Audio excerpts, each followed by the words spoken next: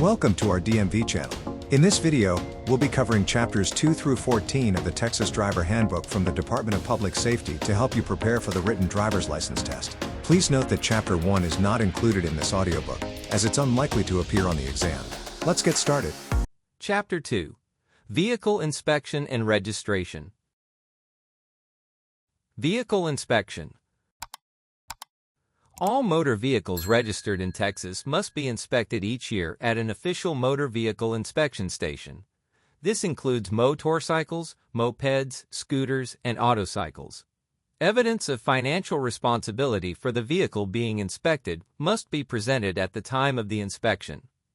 The Texas Department of Motor Vehicles, DMV, and the Texas Department of Public Safety, DPS, transition to a new vehicle inspection and registration system requiring motorists to display only the valid registration sticker on the windshield.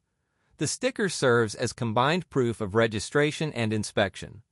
When a vehicle passes inspection, the inspection station will print the Passing Vehicle Inspection Report, VIR, and enter the information into an electronic database.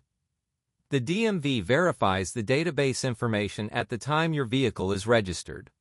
You should still be prepared to present the printed VIR when registering your vehicle. The VIR is only valid for 90 days from the month of inspection for registration purposes. Required equipment for vehicles. You must have the following equipment in proper working order for your car to be considered safe. Table 11. Required equipment for motor vehicles. Brakes. 1. Foot brake. Must stop car within a distance of 25 feet at a speed of 20 miles per hour. 2. Parking brake. Should be adequate to stop and hold car. Lights. 1. 2 headlights, 1 on each side of the front. A beam indicator showing when the high headlight beam is on. 2. Tail lights. All vehicles must be equipped with 2 tail lights. Exception. Cars manufactured before 1960 are only required to have 1 taillight. 3. Brake, stop, lights. All vehicles must have 2 working brake lights. Exception. Cars manufactured before 1960 are only required to have 1 brake light. Vehicles equipped with a third or high-mounted stop lamp require all 3 to be operational. 4. License plate light. A white light that lights the rear license plate when the headlights or auxiliary lamps are lighted. 5. Parking lights. White or amber on the front, red to the rear, may be combined with other lights. 6. Reflectors. 2 red reflectors, 1 on each side of the car, may be combined with taillights, must be placed at a height of 15 to 60 inches, and be visible up to 600 feet. Visible up to 350 feet, on vehicles manufactured before 1960. 7. Turn signals. Every motor vehicle, trailer, semi-trailer, and pole trailer must have electric turn signals, except motorcycles and certain trailers. Exception. Passenger cars and trucks less than 80 inches in width and manufactured before 1960 are not required to have electrical turn signals. Horns. Horns must be heard for a minimum distance of 200 feet. Muffler and exhaust system. All 1968 or later models must be equipped with an exhaust emission system to help reduce air pollution. Safety glass. New cars must be equipped with safety glass. Replacements of glass for any car must be with safety glass. License plates. Vehicles must have 1 valid plate affixed to the front and 1 at the rear of passenger and commercial vehicles, in the manner prescribed by law, except dealer and commercial vehicles that are only issued 1 license plate. Windshield wiper. Windshield wipers are necessary for safety in bad weather. Rear view mirror. A rear view mirror must be able to reflect a view of the highway for a distance of at least 200 feet to the rear of the vehicle. Slow-moving vehicle emblem. Farm tractors and machinery, road construction machinery, animal-drawn vehicles, and certain other motor vehicles assigned to travel at 25 miles per hour or less must display the slow-moving vehicle emblem. Front safety belts. Front safety belts are required if safety belt anchorages were part of the original equipment of the vehicle. Tires. All vehicles are required to have tires in proper and safe condition with a minimum depth of 2/32 of an inch. Fuel cap. The fuel cap on gasoline-powered vehicles from 2 to 24 years old will be checked to determine if the fuel cap is missing or defective. Exception: antique vehicles, circus vehicles, slow-moving vehicles, motorcycles, and vehicles operated exclusively by a fuel other than gasoline, and vehicles newer than 2 years or older than 24 years. For information on commercial vehicles, please see the Special Requirements section in the Texas Commercial Motor Vehicle Driver Handbook. Equipment you must not have.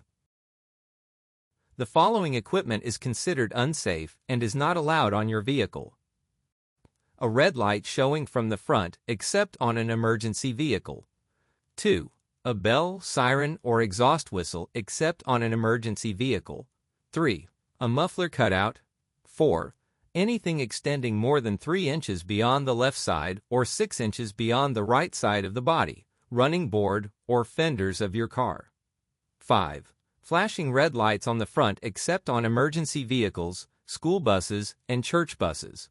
6. A radar interference device designed, manufactured, used, or intended to be used to interfere with, scramble, disrupt, or cause to malfunction a radar or laser device used to measure a vehicle's speed. Minimum road clearance. A vehicle must not be modified or weighted in such a manner where the body is below the lowest part of the rims of the wheels. Optional equipment for vehicles. The following equipment is considered optional and is not required to be on your vehicle. Table 12. Optional equipment for motor vehicles. Spotlight. Spotlights must be turned off for a vehicle approaching from the opposite direction. If headlights fail, it may be used with the beam striking the road not more than 50 feet in front of the vehicle on which it is used.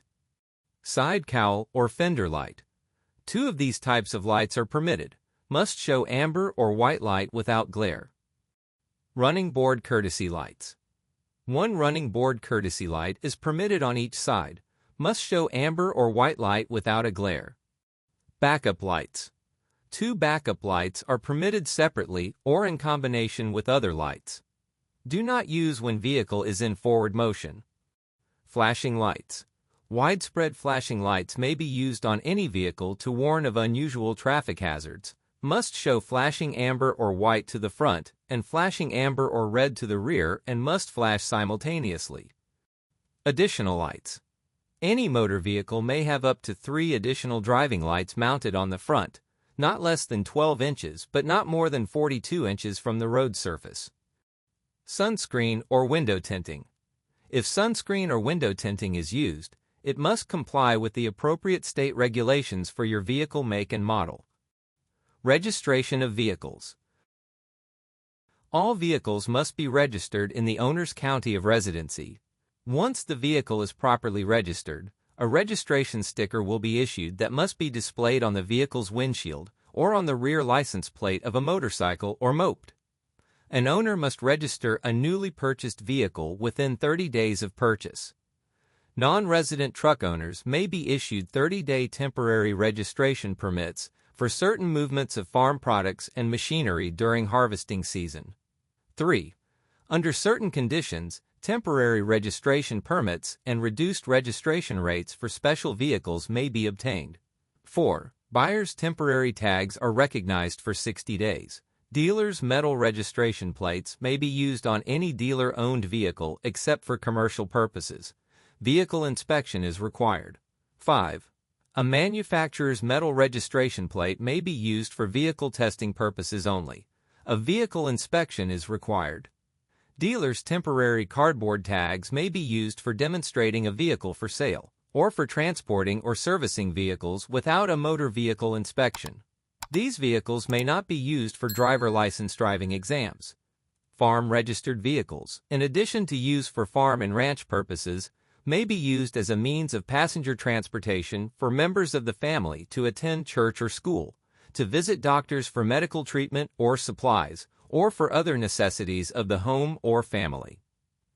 Farm-registered vehicles may not be used for gainful employment. 7. For registration applications and detailed information, consult your county tax assessor collector or the Texas Department of Motor Vehicles, DMV.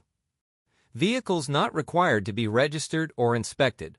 The following vehicles are not required to be registered, inspected, or to display a license plate when temporarily operated on highways.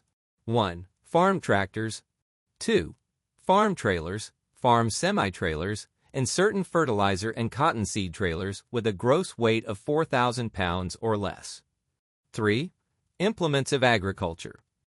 4. Power sweepers. 5. Certain golf carts. 6. Electric bicycles. 7. Motorized and electric personal assistive mobility devices. When temporarily operated on highways, the following vehicles are not required to be registered or inspected if the owner annually secures a distinguishing $5 license plate and complies with other special conditions in the law. 1. Machinery for drilling water wells and construction machinery. 2. Farm trailers, farm semi-trailers, cottonseed trailers, and certain fertilizer trailers weighing over 4,000 pounds, but less than 34,000 pounds gross. Vehicle registration for new and non-residents of Texas. A new Texas resident must register every vehicle he or she owns before applying for a Texas driver license.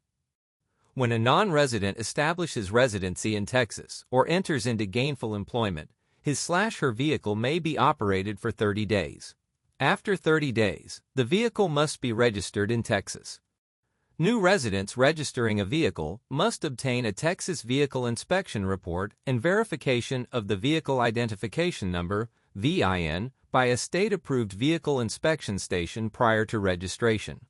The vehicle owner will then be provided the necessary form for processing the vehicle registration. Evidence of financial responsibility for the vehicle being registered must be presented at the time of registration. If evidence of financial responsibility is not presented, the vehicle cannot be registered. The registration receipt issued by the county tax assessor collector for each vehicle will be acceptable proof of the registration when applying for a Texas driver license.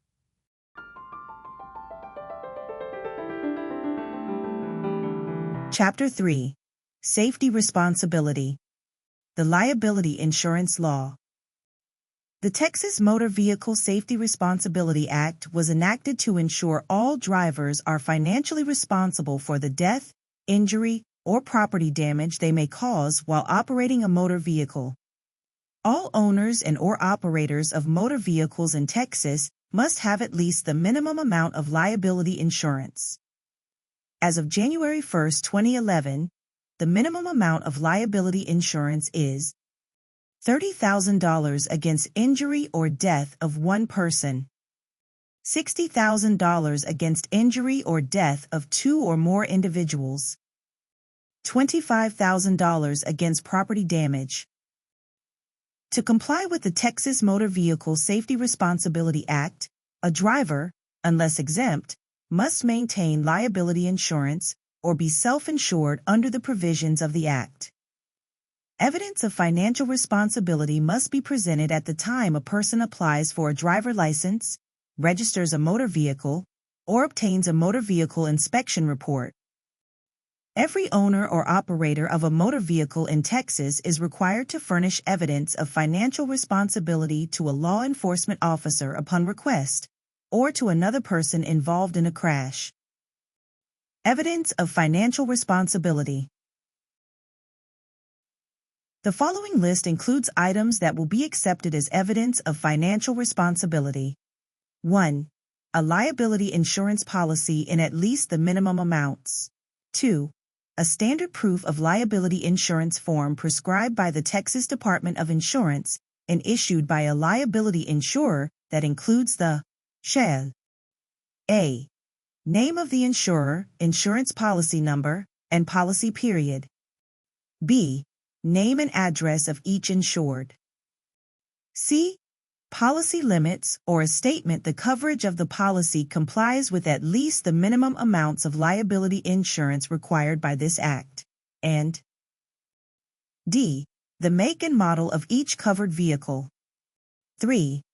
an insurance binder indicating the owner and/or operator is in compliance. 4. A certificate issued by the state comptroller showing the owner of the vehicle has on deposit with the comptroller money or securities for at least $55,000. 5.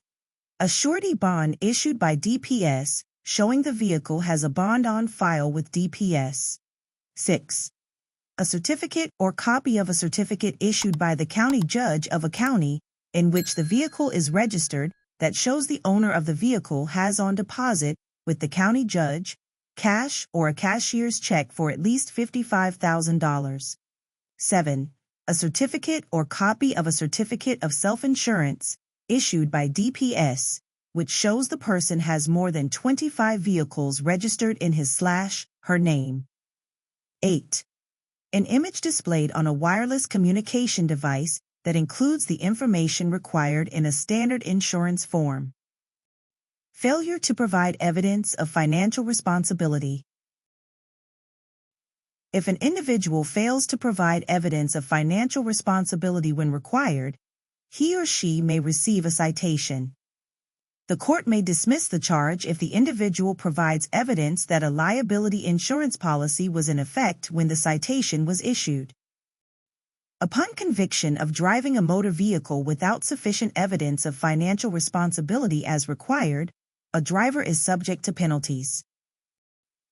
Table 13. Penalties for driving without evidence of financial responsibility. First conviction. Penalty. A fine of $175 to $350. Second conviction and each subsequent conviction. Suspension of driver license. A fine of $350 to $1,000. And court impoundment of the motor vehicle driven or operated by the person at the time of the offense, provided the defendant was an owner of the vehicle at the time of the offense and is an owner of the vehicle on the date of conviction. The vehicle shall be impounded for 180 days. Before the court orders the release of the vehicle, evidence of financial responsibility must be presented to the court. The vehicle registration, license, or driving privilege of a driver will be suspended. 1. Upon conviction of a traffic violation that requires a suspension of a driver license, unless evidence of insurance is presented to DPS. 2.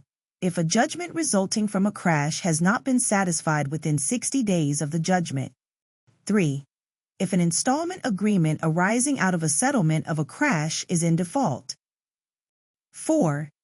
If, while uninsured, the individual was involved in a crash in which another person was killed, injured, or there was at least $1,000 damage to a person's property, and there exists a reasonable probability of a judgment being rendered against the driver, and 5.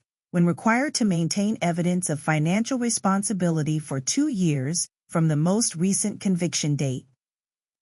More specific information about compliance with the Texas Motor Vehicle Safety Responsibility Act may be found online at https://www.dps.texas.gov/section/driver/license/financial responsibility insurance certificate SR22.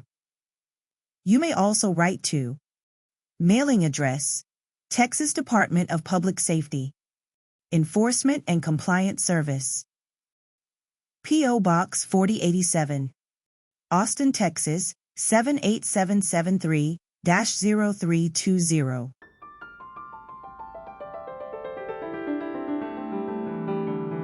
Chapter 4. Right-of-Way. At times, a driver must yield to others. There are certain rules to help determine who has the right-of-way. However, if the other driver doesn't follow these rules, give him/her the right-of-way. Remember, in every situation, right-of-way is something given, not taken.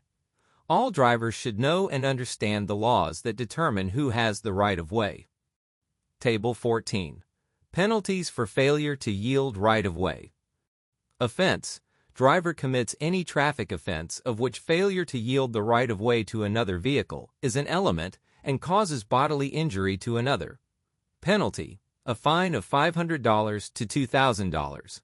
Offense: driver causes serious bodily injury to another. Penalty: a fine of $1,000 to $4,000. Right-of-way at intersections. Intersections controlled by signs and signals. When signs and signals control traffic at an intersection, you must obey them. Know the meaning of each sign and signal. See Chapter 5 for more information. Single or two-lane road intersecting a multi-lane road. If you are driving on a single or two-lane road that intersects with a divided road or road with 3 or more lanes, you must yield the right-of-way to vehicles traveling on the divided or 3 or more lane road. Unpaved road intersecting a paved road. If you are driving on an unpaved road that intersects with a paved road, you must yield the right-of-way to vehicles traveling on the paved road. Intersections not controlled by signs, signals, multi-lanes, or pavement. When approaching this type of intersection, yield the right-of-way to any vehicle that has entered or is approaching the intersection on your right. If the road to your right is clear, or if approaching vehicles are far enough from the intersection to make your crossing safe, you may proceed. Since there are not any traffic controls at this intersection, make sure there are no approaching vehicles from the left. You may legally have the right-of-way, but be sure the other driver yields to you before you proceed. Turning left. When turning left, always yield the right-of-way to any vehicle coming straight through from the other direction. Private roads and driveways. When entering or crossing a road, street, or highway from a private road, alley, building, or driveway, you must stop prior to the sidewalk and yield the right-of-way to all approaching vehicles and pedestrians. T-intersection. When approaching an intersection of a through street traveling from a street that ends at the intersection, you must stop and yield the right-of-way to vehicles on the through street. Enter or leave controlled access highway. The driver traveling on a frontage road of a controlled access highway must yield the right-of-way to a vehicle entering or about to enter the frontage road from the highway, and leaving or about to leave the frontage road to enter the highway. Driving on multiple lane roads. On a road divided into 3 or more lanes with traffic moving in the same direction, a vehicle entering a lane of traffic from the right must yield the right-of-way to a vehicle entering the same lane of traffic from the left. Railroad grade crossings. When approaching a railroad grade crossing, stop between 15 and 50 feet from the nearest rail if a clearly visible railroad signal warns of an approaching train. 2. A crossing gate is lowered or a flag person warns of an approaching train. 3. A driver is required to stop by an official traffic control device or a traffic control signal. 4. An approaching train is within about 1,500 feet of the crossing. The train will produce an audible signal to identify the immediate hazard. 5. An approaching train is visible and in close proximity to the crossing. You are required to stop at a railroad grade crossing and remain stopped until allowed to proceed, or it is safe to proceed. A person who fails to obey the law regarding railroad grade crossings is subject to a fine of $50 to $200. Additional safe driving procedures at railroad crossings. 1. If a railroad crossing is marked only with a crossbuck sign or reduced speed sign, then look both ways and listen for a whistle. If a train is approaching, stop. If a train is not approaching, proceed with caution. If red lights are flashing at a railroad crossing, stop. If a train is approaching, remain stopped until the train passes and the lights stop flashing. 3. If the railroad crossing gates have been lowered, stop. Remain stopped and wait until the train passes and the gates are raised before crossing. 4. Be sure the tracks are clear before you proceed to cross. There may be 2 or more sets of tracks. One train could be blocking the view of another. 5. Never stop on the tracks. If your car stalls on the tracks and you cannot restart it, get out and try to push the car off the tracks. If you cannot push the car off the tracks, get help. If a train is approaching and your vehicle is stalled, get out quickly and move away from the tracks. Run toward the approaching train to the side of the tracks and avoid flying debris. Remember, trains do not and cannot stop at crossings. Trains always have the right-of-way. 7. Audible signs or whistles may be difficult to hear when approaching railroad crossings. Roll your windows down, turn your radio down, and listen carefully. If you encounter a railroad-grade crossing signal problem, call the Texas Department of Public Safety Communications Center at 800-772-7777 or call your local police department or county sheriff's office. Each railroad crossing signal has an identifying number. Please note the number and be ready to provide it when reporting a problem.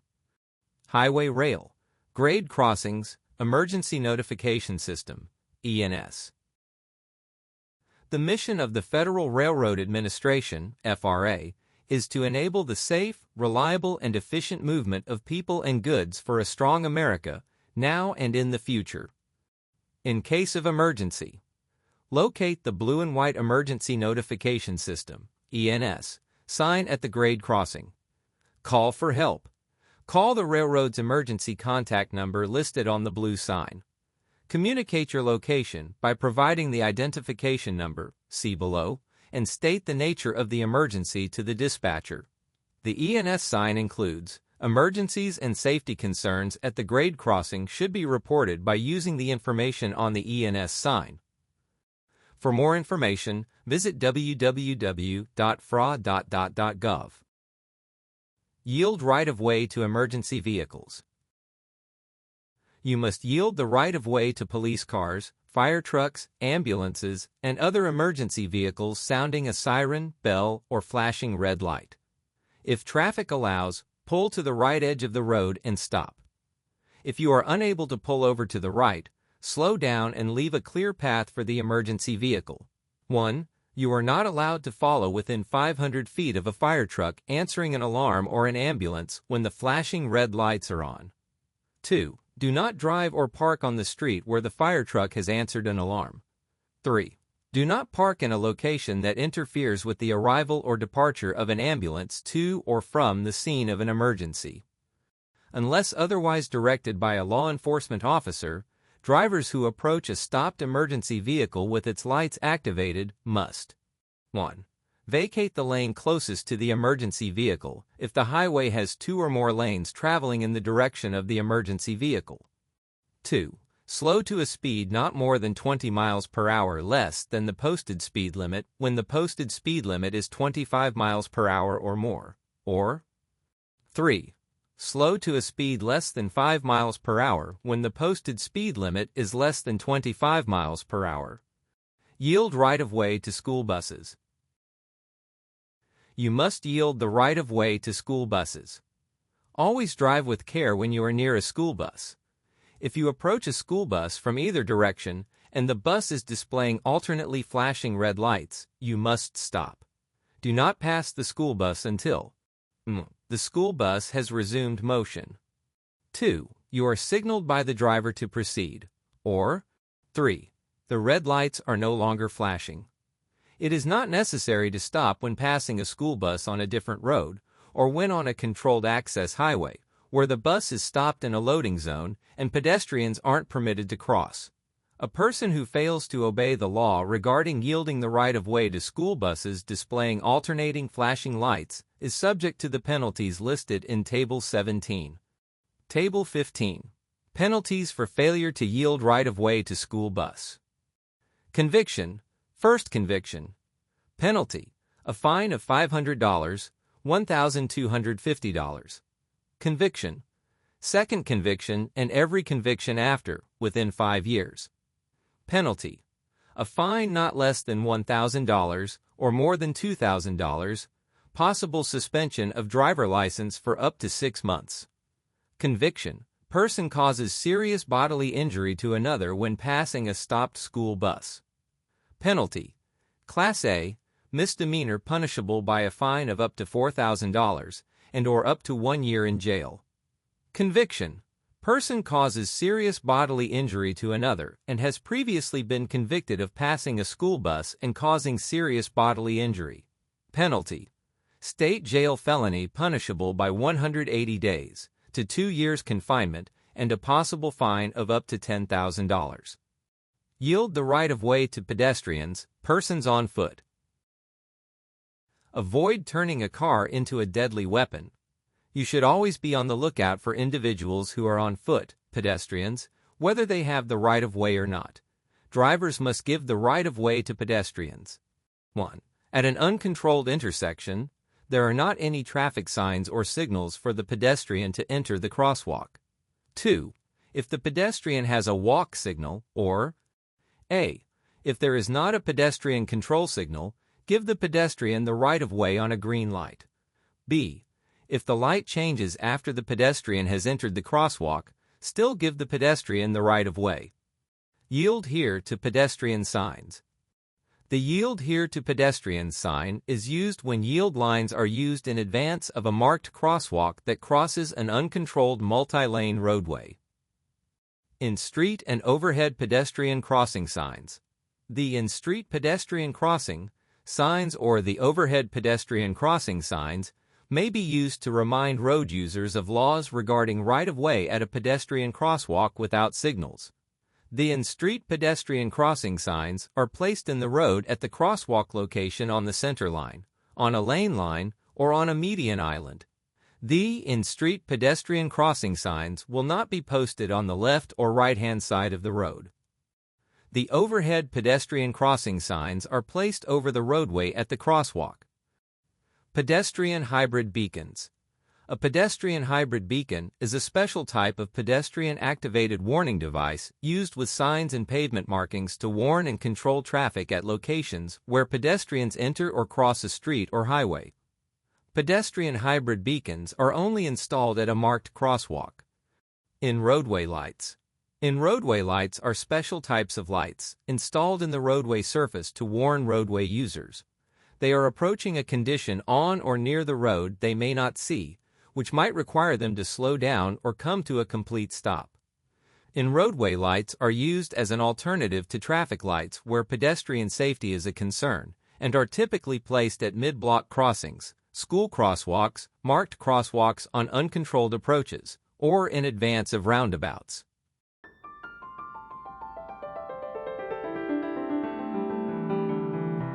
Chapter 5. Signals, Signs, and Markers. Traffic signals. Traffic signals help provide for the orderly movement of traffic. Drivers must obey these signals, except when a law enforcement officer is directing traffic. You must obey a law enforcement officer at all times when they are directing traffic, even if he or she is telling you to do something which is ordinarily considered against the law. Steady red light. Stop before entering the crosswalk or intersection. You may turn right unless prohibited by law. You may also turn left if both streets are one-way, unless prohibited by law. You must yield to all pedestrians and other traffic lawfully using the intersection. A flashing red light.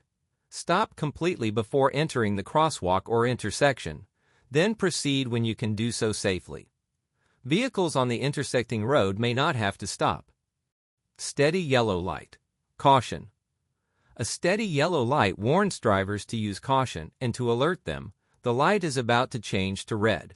You must stop before entering the nearest crosswalk at the intersection if you can do so safely. If a stop cannot be made safely, then you may proceed cautiously through the intersection before the light changes to red. A flashing yellow light. A flashing yellow light warns drivers to slow down and proceed with caution. A flashing yellow arrow, for left turns. A flashing yellow arrow allows a driver to turn left, but the driver must yield the right-of-way to oncoming traffic. Steady green light. Go. A steady green light means the driver can proceed on a green light if it is safe to do so. You may drive straight ahead or turn unless prohibited by another sign or signal. Watch for cars and pedestrians in the intersection. Be aware of reckless drivers who may race across the intersection to beat a red light. Green arrow displayed at the same time as a red light. A green arrow displayed at the same time as a red light means the driver can proceed carefully in the direction of the arrow after yielding the right-of-way to other vehicles and pedestrians. Left turn on green. You can turn left on a green light. However, You must yield the right-of-way to all traffic that is approaching from the opposite direction before turning. Traffic signs. Traffic signs can help you to be a better driver because they warn of hazards ahead that are difficult to see. 2. Guide drivers to their destination by identifying the route. 3. Inform of local regulations and practices. 4. Regulate the speed and movement of traffic. The standard colors table shows colors commonly used on road signs and explains what each color means. Table 16. Standard colors. Red.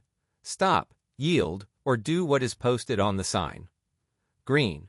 Indicated movements permitted, direction guidance. Blue. Motorist services guidance. Yellow. General warning or caution. Black. Regulation. White. Regulation. Orange. Construction and maintenance warning. Orange.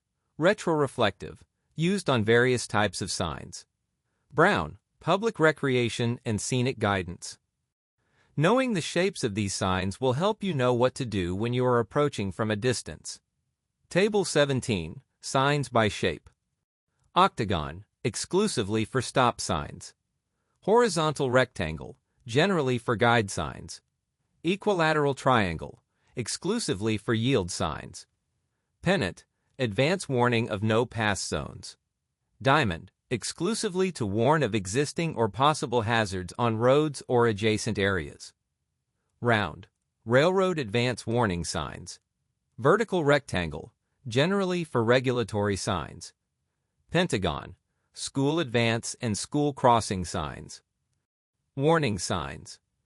Warning signs alert drivers to conditions that are immediately ahead and tell them what to look for.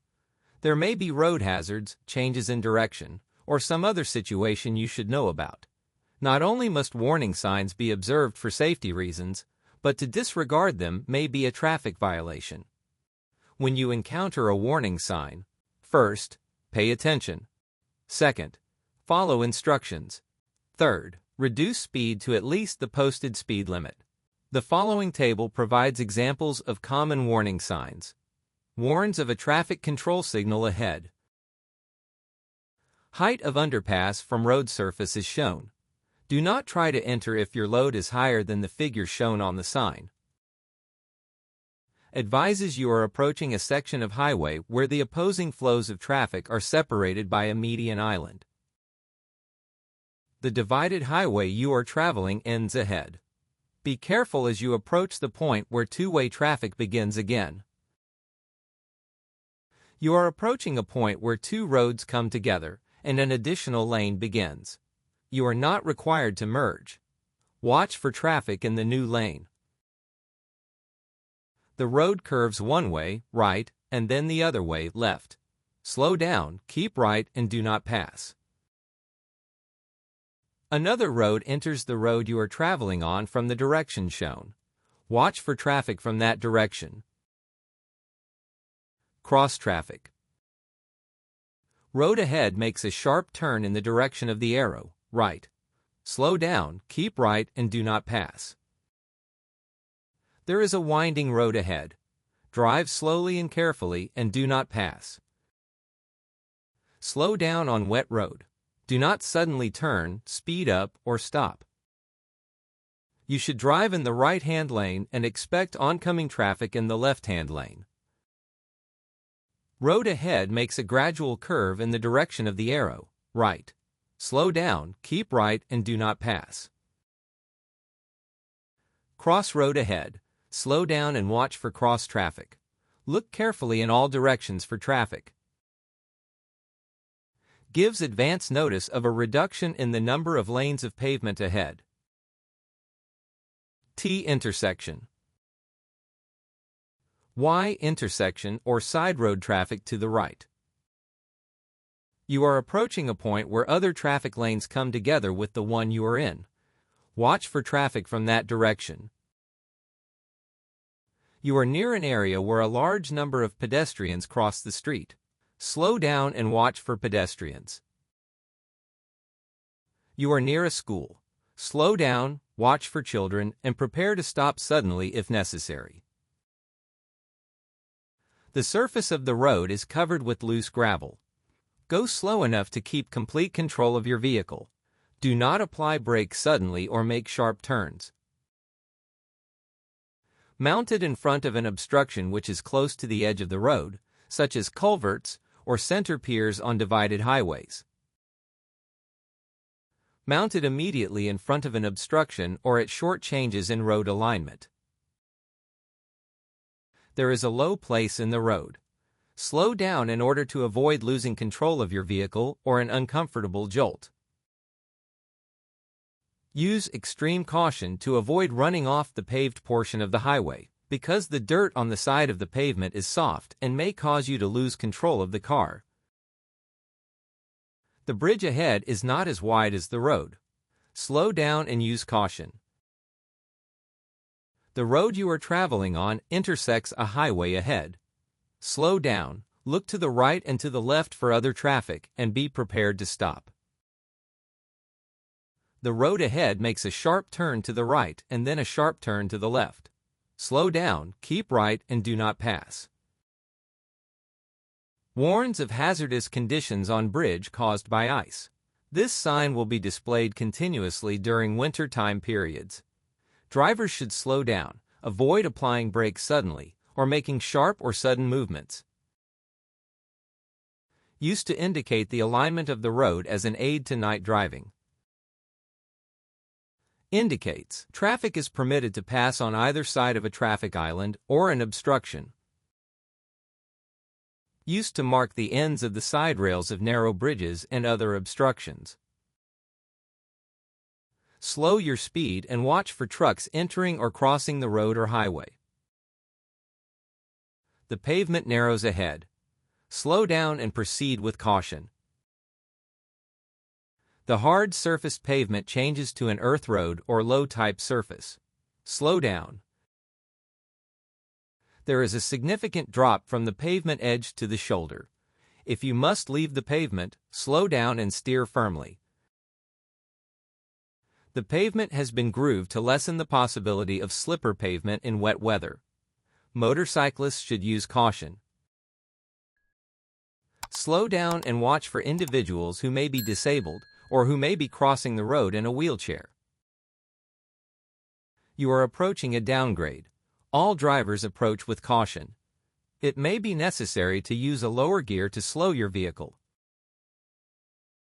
The sign will have yellow lights flashing, top and bottom, when the freeway ramp ahead is metered. The ramp meter, red or green, directs motorists when to enter the freeway. There is a sudden high place in the road ahead. Slow down in order to avoid losing control of your vehicle or an uncomfortable jolt. The road ahead curves sharply. Slow down, keep right, and do not pass. The lane ends ahead. If you are driving in the right lane, you should merge into the left. Be prepared for a stop sign ahead. Regulatory and warning signs. Regulatory traffic signs instruct drivers what they should or should not do in certain circumstances. Drivers must obey all regulatory signs in the same manner as traffic laws. These signs help protect the safety of all road users. The following table provides examples of common regulatory and warning signs. If you wish to turn at an intersection where this sign is posted, do so only in the direction indicated by the arrow. High occupancy, vehicle, HOV, preferential lane. Buses and vehicles used for carpools may use this lane only between the hours of 6 a.m. to 9 a.m., Monday through Friday. Do not cross yellow lines. The distance you can see ahead is so limited that passing another vehicle is hazardous and you may not pass. This sign indicates 2 lanes of traffic are permitted to turn left. The traffic in the left lane must turn left. Traffic in the other lane has a choice. Do not park, stop, or allow your vehicle to stand idling in a parking space reserved for disabled individuals, unless your vehicle has a disabled license plate or windshield identification card. Turning left at an intersection where this sign is posted is prohibited. Making a U-turn at an intersection where this sign is posted is prohibited.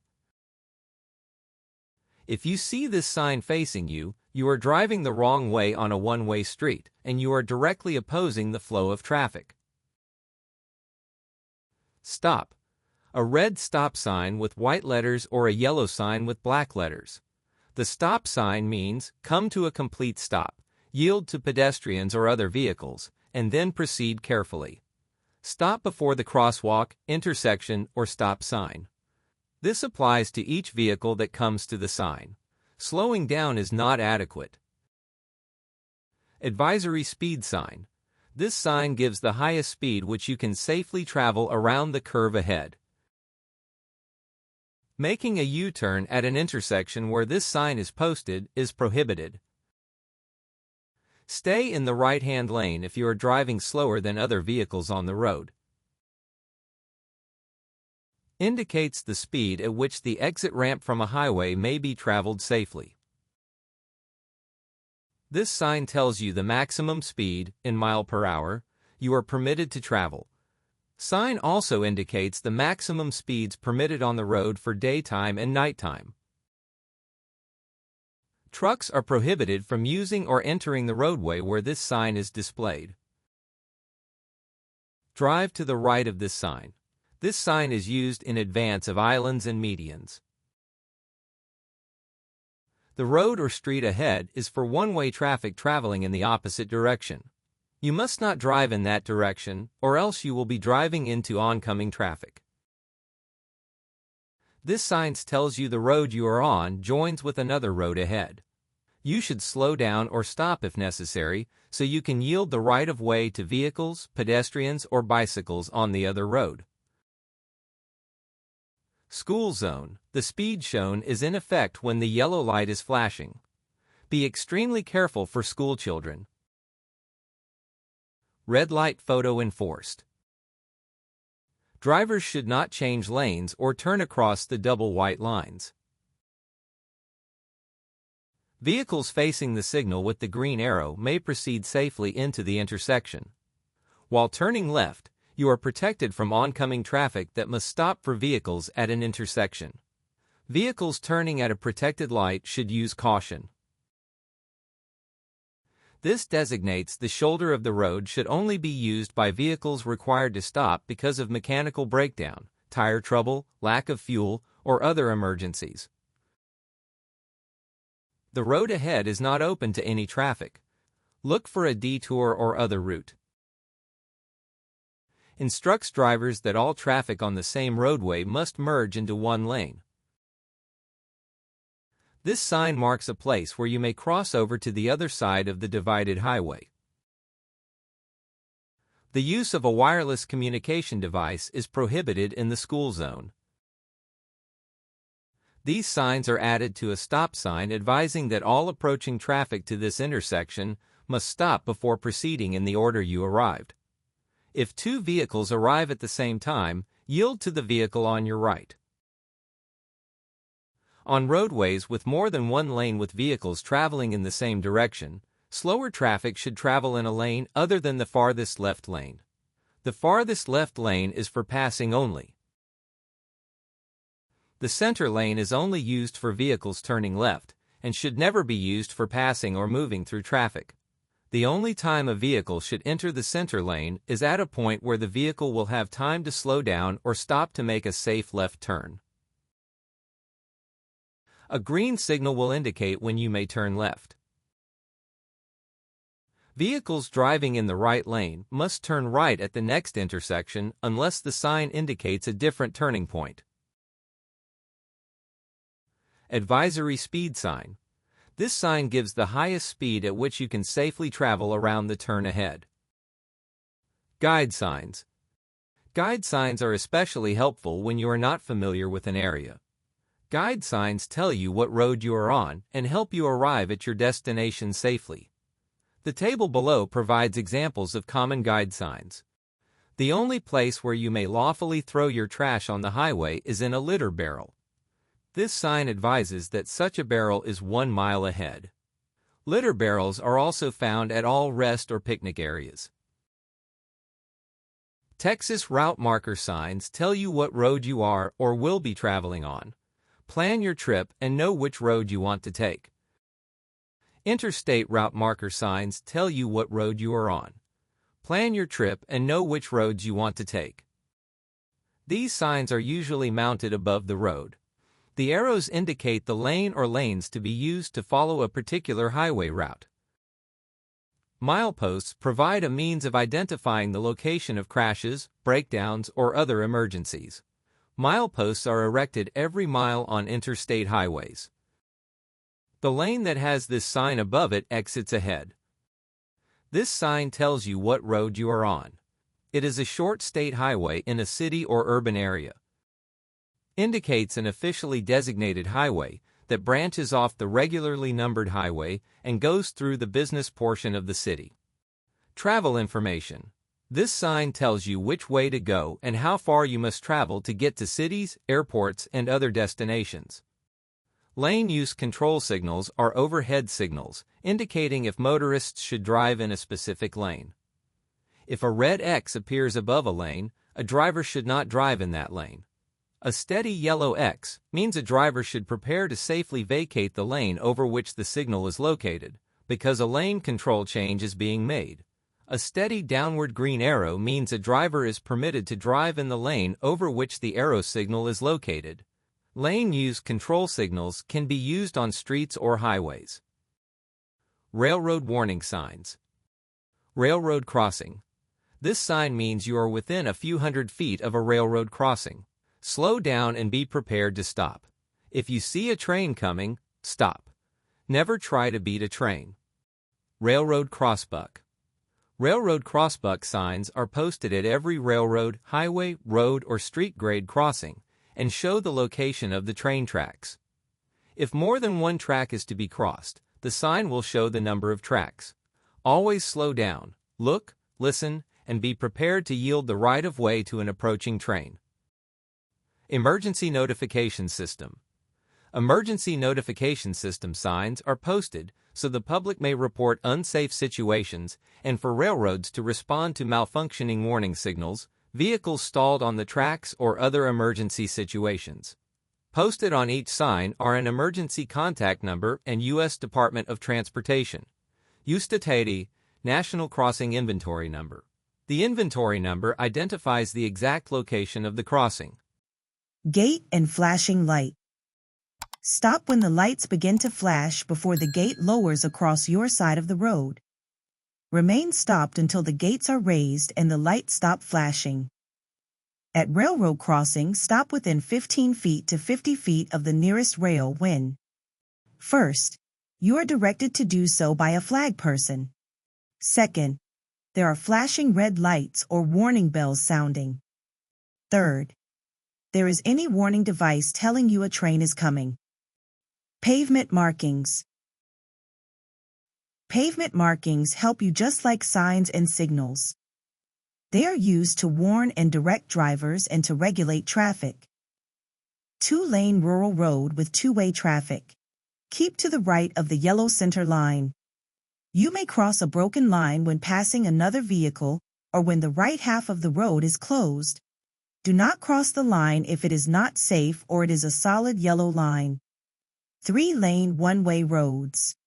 When each lane on a one-way road is marked with a broken white line, you may drive in any lane. When turning from a one-way road, make sure you move into the lane closest to the turn you are going to make well in advance of your turn. Left turn lane only. The only time a vehicle should enter the center lane is at a point where the vehicle will have time to slow down or stop in order to make a safe left turn maneuver. Multi-lane highway, 4 or more lanes. Do not cross the double yellow line to pass. Stay in your lane as much as possible. If you are driving slower, keep in the right-hand lane. Solid and broken lines. A solid yellow line on your side of the road marks a no passing zone. Broken or dashed lines permit you to pass or change lanes if safe. Crosswalks. White crosswalk lines are painted across a road to indicate pedestrian crossing areas. Pedestrians should use these areas when crossing the road. At intersections where stop lines are missing, you must stop before the crosswalk when required to stop by traffic signs, traffic signals, or pedestrians in the crosswalk. White stop lines. White stop lines are painted across the pavement lanes at traffic signs or signals. Where these lines are present, you are required to stop behind the stop line. Solid lines. Solid white lines are used for pavement edge lines, shoulder markings, channelizing, transitions, and lane use control.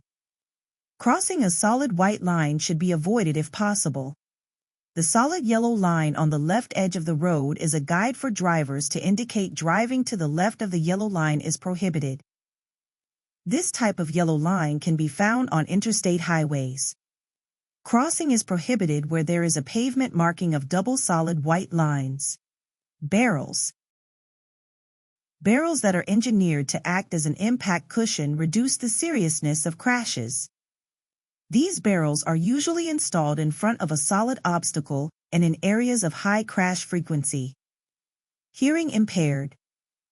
If you see this flag on the back of a bicycle, slow down, as the bicycle operator may be hearing impaired. This sign may also be displayed on vehicles to alert others the driver may be hearing impaired. Construction and maintenance devices. Various traffic control devices are used in construction and maintenance work areas to direct drivers, bicyclists, or pedestrians safely through the work zone and to provide for the safety of the workers. The most commonly used traffic control devices are signs, barricades, vertical panels, drums, cones, tubes, flashing arrow panels, and flag individuals. Orange is the basic color for these devices. When you are in a construction and maintenance work area, be prepared. First, to slow down or stop as you approach workers and equipment. Second, to change lanes. Third, for unexpected movements of workers and equipment. Construction and maintenance signs. Construction and maintenance signs are used to alert drivers of unusual or potentially dangerous conditions in or near work areas. Most signs in work areas are diamond-shaped, but a few are rectangular. Channelizing devices. Barricades, vertical panels, drums, cones, and tubes are the most commonly used devices to alert drivers of unusual or potentially dangerous conditions in highway and street work areas, and to guide drivers safely through the work zone. At night, channelizing devices are often equipped with flashing or steady burn lights. When you encounter any type of channelizing device, first, slow down and prepare to change lanes when it is safe to do so. Second, be prepared for drivers who wait until the last second to move to the open lane. Third, maintain reduced speed until you clear the construction area. There should be a sign indicating you are leaving the construction area. Fourth, return to the normal driving lane only after checking traffic behind you. Passing traffic. The diagonal stripes on the barricade or vertical panel guide the driver towards the direction to where the traffic is to pass. Pass to the right. Stripes sloping downward to the right means the driver should bear to the right. Pass to the left. Stripes sloping downward to the left means the driver should bear to the left. Flashing arrow panels. Large flashing or sequencing arrow panels may be used in work zones day and night to guide drivers into certain traffic lanes and to inform them part of the road ahead is closed. Flag person. A flag person is often provided in roadway work zones to stop, slow, or guide traffic safely through the area. A flag person wears an orange vest, shirt, or jacket and uses stop or slow paddles or red flags to direct traffic through work zones. First, a flag person is used in cases of extreme hazard. Second, a flag person's instructions must be obeyed. Third, when instructed to stop, do so in your lane and do not veer right or left. Fourth, do not attempt to go forward until the flag person instructs you to do so. Fifth, proceed with caution. Expect the unexpected. 6. Always be on the lookout for oncoming vehicles in your lane of traffic. Automated Flagger Assistance Device, FAD. An automated flagger assistance device, AFAD, is used to control road users through temporary traffic zones. An AFAD is designed to be remotely operated, allowing a flag person to be positioned out of the lane of traffic. Temporary traffic control in roadway work zones can also include pilot/escort vehicles, advanced warning signs, or temporary traffic signals. Obey warning signs and barricades. It is a violation to disobey the instructions, signals, warnings, or markings of a warning sign, or to drive around a barricade. The offense is a misdemeanor punishable by a fine of $1 to $200. Fines double in a construction or maintenance work zone when workers are present anywhere in the construction zone. The offense is a Class B misdemeanor punishable by a fine of up to $2,000 and/or up to 180 days in jail when a warning sign or barricade has been placed at a location where water is over any portion of a road, street, or highway. Slow-moving vehicle emblem. This emblem is required for all slow-moving vehicles. Slow-moving vehicles are those designed to operate at a maximum speed of 25 miles per hour or less, and the term includes all vehicles, farm and other machinery, and any other road machinery drawn by either animals or slow-moving motor vehicles. A. The use of this emblem is prohibited on anything other than a slow-moving vehicle. It must not be used on other vehicles or on stationary objects. B. Exceptions. The following do not need the special emblem. First, a vehicle being used in actual construction work while traveling within the limits of a construction area marked as required by the Texas Transportation Commission. Second, an implement or machinery being towed by a slow-moving vehicle bearing an emblem, if this emblem remains visible.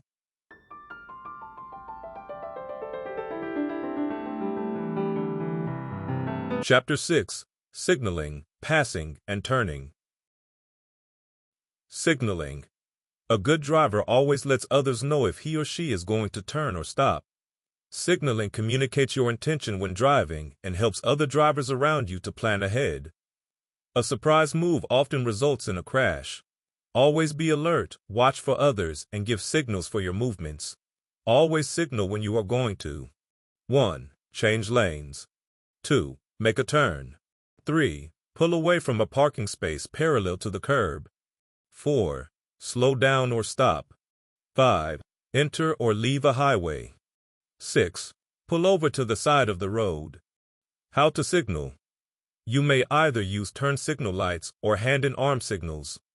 If using hand signals, extend your hand and arm well out of the car window as shown below. Always make sure your signals can be easily seen by others, and signal in plenty of time. Hand and arm signals are usually difficult to see during non-daylight hours, so it is important to make sure your signal lights are working properly.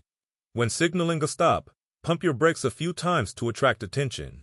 Signal continuously for at least 100 feet before turning or stopping, and be sure to turn off your signal lights once your turn is complete. Your unintended signal still means turn to other drivers. Passing. Keep to the right. Never drive on the left side of the road when pavement markings or signs prohibit driving on the left. A. No passing zone or solid lane lines. There are 2 or more traffic lanes in each direction. 3. Within 100 feet of or crossing an intersection or railroad crossing. 4. On a hill, curve, or any other place where vision is limited. 5. Within 100 feet of a bridge, viaduct, or tunnel. Always keep to the right side of the road except when passing another vehicle on a 2 or 3 lane street. 2. Driving on a one-way street. 3. The right side of the road is blocked. Basic safety rules when you are passing. It is not always safe to pass. Be patient and wait until the time is right. Crashes resulting from improper passing often result in head-on crashes and can be deadly.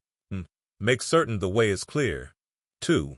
Give the proper signal before changing lanes. 3. Tap your horn when necessary to avoid surprising the driver ahead. 4. Avoid cutting in too quickly if you must return to your original lane. How to pass on a two-lane road. 1. Keep enough distance between you and the car in front of you so you can see ahead clearly.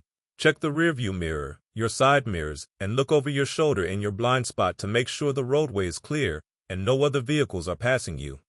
Turn on your left turn signal to alert any drivers behind you. 2. Check well ahead for signs and pavement markings for no passing zones, and always check for oncoming traffic in the left lane. Be sure you have enough time and space to overtake the car ahead and return to the right lane before an approaching car comes within 200 feet of you. 3. Tap your horn when necessary to alert the driver ahead. 4. Pass on the left and do not return to the right lane until you have safely cleared the overtaken vehicle. Wait until you can see the car you have just passed in your rearview mirror before returning to the right lane. 5. Turn on your right turn signal and return to the right lane. Be sure to turn your signal off after you have completed the lane change. Passing on the right. In Texas, you can pass on the right only when conditions permit you to do so safely. 1. The road is clear of parked vehicles or other lane obstructions and is wide enough for 2 or more lanes in each direction. 2. You are on a one-way road. 3. You may pass on a paved shoulder when the vehicle you are passing is slowing or stopped on the main traveled portion of the highway, disabled, or preparing to make a left turn. Do not pass on the right by driving off the paved portion of the highway. When another vehicle is passing. 1. Do not increase your speed. 2. Stay in your lane. 3. Safely move as far to the right as you can when being passed on the left and the lanes are not marked. 4. Make it as safe and easy as possible for the other driver to pass you. Blind spot driving. When you are passing, do not drive or linger in the other driver's blind spot. Either pass the other driver or slow down so you are not in another driver's blind spot. It is likely the other driver cannot see you if you are in or near their blind spot. Turning. Turning a corner appears to be a simple operation. However, many crashes and confusion in traffic are caused by drivers who do not turn properly. Refer to the diagram showing the correct method of making right and left turns. There are 7 steps in making a safe turn. 1. Decide before you get to the turning point. Never make a last-minute turn, it is dangerous. 2. Look behind and to both sides to see where other vehicles are before you change lanes. 3. Move into the proper lane as soon as possible. The faster the traffic is moving, the sooner you should move into the proper lane. If you cannot get into the proper lane within 1/2 block before turning, do not turn and continue straight ahead. 4. Give the proper turn signal at least 100 feet before you turn. If using a hand signal, hold the signal until you are close enough to the intersection for others to know your intention. Do not hold the signal while making the turn. You need both hands on the wheel. 5. Slow down to a reasonable turning speed prior to making the turn. Don't use the brake or clutch while turning. 6. To properly execute the turn, stay in the proper turn lane at all times. Make the turn correctly. This will be easy if you are in the proper lane and proceeding slowly enough at the time you begin to turn. 7. Finish the turn in the proper lane. How to make a right turn. 1. Signal for a lane change well ahead of the turning point. When it is safe, move your vehicle to the far right lane. 2. Use your right turn signal and slow down at least 100 feet from the corner. 3. Look both ways before starting to turn. 4. Keep as close as possible to the right edge of the road. 5. Turn using both hands on the wheel. How to make a left turn. 1. Well ahead of the turning point, signal for a lane change. When it is safe, move into the center lane. 2. Use the left turn signal and slow down at least 100 feet from the corner. 3. Look in all directions before starting to turn. Stay to the right of the center line as you enter the intersection. Yield the right-of-way to any vehicle approaching from the opposite direction. 4. To complete a left turn, you should turn to the right of the center line of the road into which you are turning, by entering the lane in which you will interfere the least with other traffic. 5. Once you have completed your left turn, you may signal and change lanes if necessary, making a left turn from a one-way onto a two-way street. If you are turning left from a one-way street, you should turn from the left lane into the right lane, moving in the same direction. making a left turn from a two-way onto a one-way street. If you are turning left onto a one-way street, enter the street in the lane in which you will interfere the least with other traffic. Other turning procedures. Watch for pavement markings and signs that 1. Permit turning right or left from or into two or more traffic lanes. 2. Give other special turning or lane information.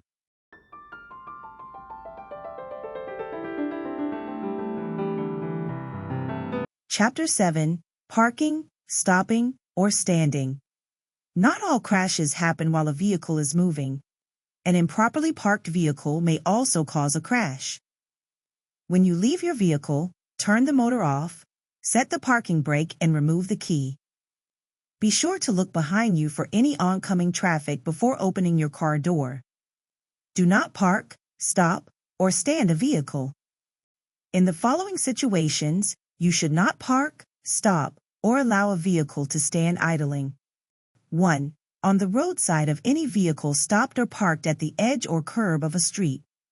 2. On a sidewalk or crosswalk. 3. Within an intersection. 4. Between a safety zone and the adjacent curb, or within 30 feet of a place on the curb immediately opposite the end of a safety zone. 5. Alongside or opposite of any street excavation or obstruction, when stopping, standing, or parking, would obstruct traffic. 6. On a bridge or other elevated structure on a highway or within a highway tunnel. 7. On any railroad track. 8. At any place where an official sign prohibits stopping. Special note: temporarily stopping to obey signs, signals, etc. is not considered parking or standing. Do not park or stand a vehicle. Whether occupied or not, do not park or allow a vehicle to stand idling. 1. In front of a public or private driveway. 2. Within 15 feet of a fire hydrant. 3. Within 20 feet of a crosswalk at an intersection. Within 30 feet upon the approach to any flashing signal, stop sign, yield sign, or other traffic control signal located at the side of a road. 5. Within 20 feet of the driveway entrance to any fire station, and on the side of a street opposite the entrance to any fire station, within 75 feet of the entrance. 6. At any place where an official sign prohibits parking or standing. Do not park a vehicle. 1. Do not park a vehicle, occupied or not, within 50 feet of the nearest rail of a railroad crossing. 2. Do not park a vehicle at any place where an official sign prohibits parking. Parking, stopping, or standing on a highway outside an urban area. Never park or leave a vehicle to stand idling on the paved part of any highway outside of a business or residential district when you can park off the road. If you cannot park off the road: 1. Leave plenty of room for others to pass. 2. Be sure your vehicle can be seen for at least 200 feet from each direction. 3. If at night, use your parking lights or leave your headlights on dim. 4. A person may stop, stand, or park a bicycle on a sidewalk if the bicycle does not impede the normal and reasonable movement of pedestrians or other traffic on the sidewalk. Disabled parking. It is a violation for a person to park, stand, or stop a vehicle in a parking space designated as disabled parking. Illegally parking in a space reserved for individuals with disabilities is a misdemeanor punishable by a fine of $500 to $750 for the first offense. This fine increases with additional offenses up to $1,250 for 5 or more offenses. Additional offenses also include community service. Texas law specifically states: 1. You may not park in a disabled parking space unless the vehicle has a disabled license plate or a state-issued removable windshield identification card. 2. You may not use a disabled parking windshield identification card unless transporting the disabled person to whom it was issued. 3. You may not lend your windshield identification card to someone else. 4. You may not block an access or curb ramp. 5. You may not make, sell, possess, or display a counterfeit disabled parking windshield identification card, or alter a disabled parking windshield identification card. Certain municipalities also prohibit stopping or standing in a disabled parking space unless a disabled parking windshield identification card is visible or the vehicle has a disabled license plate. Do not park in striped areas adjacent to disabled parking spaces or in a striped area in front of an entrance to a business adjacent to a disabled parking space. Striped areas are for wheelchair lifts. Unattended motor vehicle. It is illegal for any driver to permit their car to stand idling unattended without turning off the engine, locking the ignition, removing the key from the ignition, setting the brake, and when standing on any grade, without turning the front wheels to the curb or side of the road.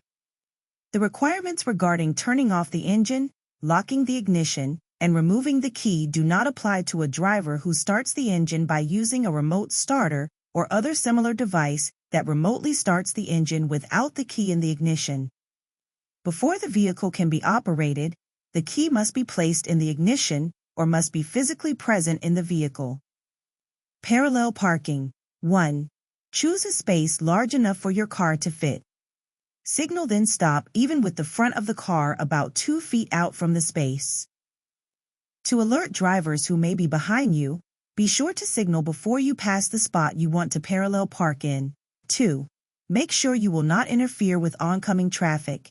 Then turn your front wheels all the way to the right and back slowly toward the curb. 3. When your front seat is opposite the rear bumper of the car ahead, turn your steering wheel all the way to the left. Back slowly toward the car behind you without touching it. You should be about 6 inches from the curb. Do not park more than 18 inches from the curb or edge of the road. 4. Straighten your front wheels and pull into the final parking position. Center your car in the space. Special note, on a roadway that allows two-way traffic, the driver must park with the vehicle's right-hand wheels within 18 inches of the right-hand curb or edge of the roadway. Parking on hills. Downhill, turn the wheels toward the curb. Uphill, turn the wheels away from the curb. No curb, turn the wheels toward the shoulder of the road. Leaving a parking space. Use caution when leaving any parking space and check all of your mirrors to make sure nothing is obstructing your vehicle's path, especially pedestrians or children. Children often play between parked cars.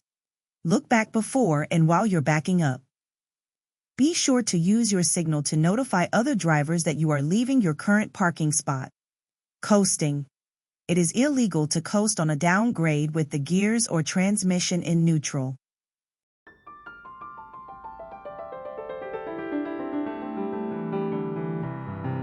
Chapter 8. Speed and Speed Limits. Speed. Generally, you should drive at the same speed as the mainstream of traffic and always be aware of how fast you are traveling. You must always obey the speed limit and you should consider these best practices below. 1. You should keep a safe distance between your car and the one in front of you.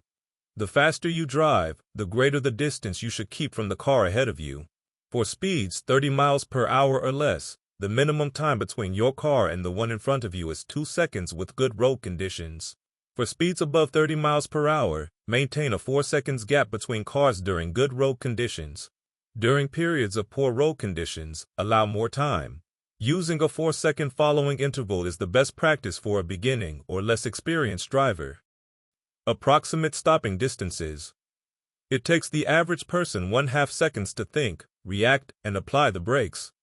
The following table shows how far you travel in that 1/2 seconds, plus how many feet you travel while skidding to stop.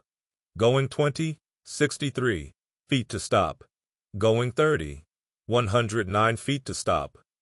Going 40, 164 feet to stop. Going 50, 229 feet to stop. Going 60, 303 feet to stop. Going 70, 387 feet to stop. 2. You should adjust your speed and following distance according to your physical condition and the conditions of the vehicle and road. If you are tired or not feeling well, do not drive. Never force yourself to drive. 3. You should know when to slow down and increase the following distance. A. Slow down and increase the following distance when the road is wet. Many drivers find out too late what a small amount of rain can do. Roads become slippery when wet, making your car harder to control. Slow down and make sure you have complete control of the situation at all times. B. Slow down and increase the following distance when the road is crowded. C. Slow down and increase the following distance when your vision is limited. You should always be able to stop within the distance you can see ahead of your car. In the dark or in bad weather, do not overdrive your range of vision. Special note: when the vehicle ahead of you passes a fixed object and you reach the same fixed object in less than 2 seconds, you are following too closely. Speed reduces your field of vision. Stationary field of vision is 180 degrees or more. 20 miles per hour. Field of vision reduced to about 2/3. 40 miles per hour. Field of vision reduced to about 2/5. 60 miles per hour. Field of vision reduced to about 1/5. Speed limits. Drivers are required to obey posted minimum and maximum speed limits. These limits are designed to provide for the orderly flow of traffic under normal driving conditions. During periods of heavy traffic, bad weather, low visibility, or other poor driving conditions, you must adjust your speed and following distance to help avoid crashes. The speed limits table shows the maximum speed limits for all vehicles under different conditions. Drivers must also be aware cities and counties have the authority to change these limits. Entities that establish or alter a speed limit must establish the same speed limit for daytime and nighttime. Table 22. Speed limits. Type of roadway. Urban district, 30 miles per hour. Alley, 15 miles per hour. Beaches and county roads adjacent to a public beach, if declared by the Commissioner's Court of the county, 15 miles per hour. Highway numbered by Texas or the U.S. outside an urban district, including farm-to-market and ranch-to-market roads. Passenger cars, motorcycles, light trucks, passenger car or light truck towing a trailer or semi-trailer, truck or truck tractor, towing a trailer or semi-trailer, buses, school activity, bus. 70 miles per hour, school buses which have passed a commercial vehicle inspection, 60 miles per hour. Highway not numbered by Texas or the U.S. and outside an urban district. Passenger cars, motorcycles, light trucks, passenger cars or light trucks, towing a trailer or semi-trailer, truck or truck tractors towing a trailer or semi-trailer, buses, school activity buses. 60 miles per hour. School buses that have not passed a commercial vehicle inspection or are traveling on a highway not numbered by Texas or the U.S. 50 miles per hour. The Texas Transportation Commission, regional mobility authorities, and local governments have the authority to raise or lower speed limits based on traffic studies and other statutory requirements. Many limited access highways have speed limits of 75 up to 85 miles per hour. Always be aware of and observe the posted speed limit for the roadway on which you are driving. Slow down or move over. If an emergency medical vehicle, law enforcement vehicle, fire truck, tow truck, utility service vehicle, Texas Department of Transportation vehicle, TX. Or other highway construction or maintenance vehicle is stopped on the road with its lights activated, the lights are on or flashing, then the driver is required 1. To reduce his/her speed to 20 miles per hour below the speed limit, or 2. Move out of the lane closest to the emergency medical vehicle, law enforcement vehicle, fire truck, tow truck, or a TX. Vehicle, if the road has multiple lanes traveling in the same direction. There are other instances where it is important to be observant of vehicles stopped on the road. Mail, delivery, and trash collection vehicles often make frequent stops in the roadway. Drivers must proceed with caution and, if possible, change lanes before safely passing one of these vehicles on the road. Street racing. Street racing, also known as drag racing, is illegal and can result in serious injuries or fatalities. Illegal street racers put other drivers at risk because races are typically held on public roads. Due to the high speeds, drivers are unable to react to common road hazards or other driving situations, which often results in crashes. Illegal street racing also causes unnecessary property damage, including extensive wear on roads, due to the high-powered engines damaging asphalt, which requires costly repairs at the expense of the taxpayer. please visit the National Highway Traffic Safety Administration, NHTSA, https://www.nhtsa.gov/risky, driving/speeding for speed-related fatalities. A person may not participate in 1. A race. 2. A vehicle speed competition or contest. 3. A drag race or acceleration contest. 4.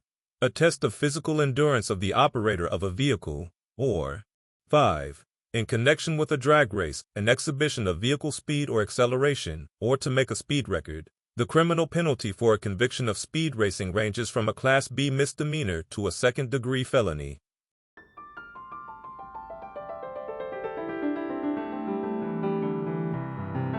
Chapter 9. Some special driving situations. Driving at night is much more dangerous than driving during the day. Many people do not see as well at night. When taking a trip, it is safer to drive during daylight hours. Also, never drive when you are tired. Headlights. Slow down when driving at night, and be sure you can stop within the distance lit by your headlights. You must use your headlights beginning 30 minutes after sunset and ending 30 minutes before sunrise, or any time when individuals or vehicles cannot be seen clearly for at least 1,000 feet. Avoid looking directly into the headlights of approaching vehicles. Shift your eyes down to the lower right side of your traffic lane. Use your low-beam headlights when 1. Within 500 feet of an approaching vehicle. 2.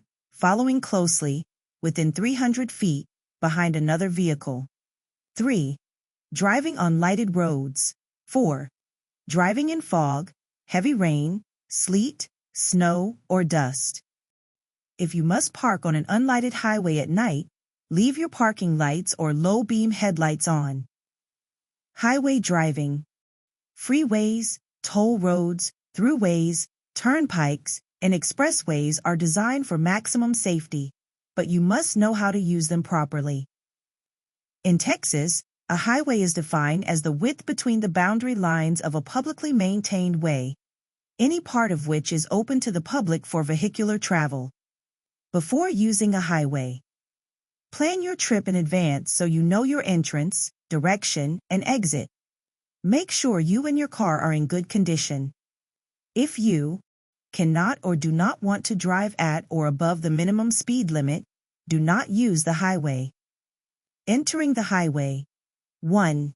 You must yield the right-of-way to vehicles already on the highway. 2. Enter the speed change lane. Stay to the right, signal left, and when it is clear, increase your speed to merge with the flow of traffic. Driving on the highway. Choose the proper lane, then use the right lane to drive at the minimum posted speed limit or below the normal flow of traffic. 2. Use the middle or left lane if you are traveling faster than other traffic or passing other vehicles. 3. If you plan to leave the freeway soon, change to the exit lane as soon as possible. Observe specific instructions. Observe specific instructions indicating the lane you should drive in. Once you are in the proper lane, 1. Stay in the middle of your lane. 2. Do not weave in and out of traffic. 3. Maintain a constant speed. Keep pace with the traffic. Don't speed up and slow down unnecessarily. 4. Stay at least 2 seconds behind the vehicle ahead of you. In bad weather, increase the time to at least 4 seconds. Watch the cars ahead of you. Be prepared if one of the cars ahead of you stops suddenly. 5. Adjust your speed to allow others to enter the highway safely. 6. Vehicles in any lane, except the right lane used for slower traffic, should be prepared to move to another lane to allow faster traffic to pass. Leaving the highway. 1. Move into the proper lane well in advance of the exit. The greater the amount of traffic, the earlier you should move into the proper lane. Exit signs are usually placed at least 1,000 yards ahead of the exit. 2. Slow down on the exit ramp, so by the time you are off the highway, you are within the new, slower speed limit. Fight highway hypnosis. A condition of drowsiness or unawareness can be brought on by reduced activity and steady sounds of wind, engine, and tire hum. This is known as highway hypnosis. All drivers should be aware of its danger and of the methods for fighting it. 1. Stop often. Even if you are feeling well, you should stop at least every 2 hours or every 100 miles. Get out of your car and walk around. Allow your muscles to relax. 2. Do not drive more than 8 hours per day. 3. Keep shifting your eyes. Look at different objects, near and far, left and right. Read the road signs as you approach them. Check your rearview mirror. Highway safety tips. 1. Keep a window open so there is always fresh air in the car to help keep you alert and awake. 2. On bright days, wear good sunglasses. Never wear sunglasses at night. 3. Stay out of another driver's blind spot. Traveling where the driver ahead of you cannot see your vehicle can be dangerous. Stay behind or go around the other vehicle. Do not follow to the side. 4. Avoid using a cell phone while driving. Use may cause distraction and driver inattention. If you must use a cell phone, safely pull off the road or use a hands-free headset. If you are under 18 years of age, it is illegal to use a cell phone while driving, even if it is a hands-free device, except in the case of an emergency. Vehicle breakdown. 1. If you can't get the car off the road, get everyone out of the car and off the road. Portable warning devices should be used to warn oncoming traffic. 2. Move your car off the pavement to the side of the road. A car with a flat tire or blowout can be driven slowly off the road. 3. Turn on your emergency warning lights. If you do not have warning lights, use your tail lights. At night, in addition to your tail lights and warning lights, turn the lights on inside of the car. 4. Tie a white cloth to your radio antenna, door handle, or some other place where it may be easily seen. If you do not have a white cloth, raise your hood.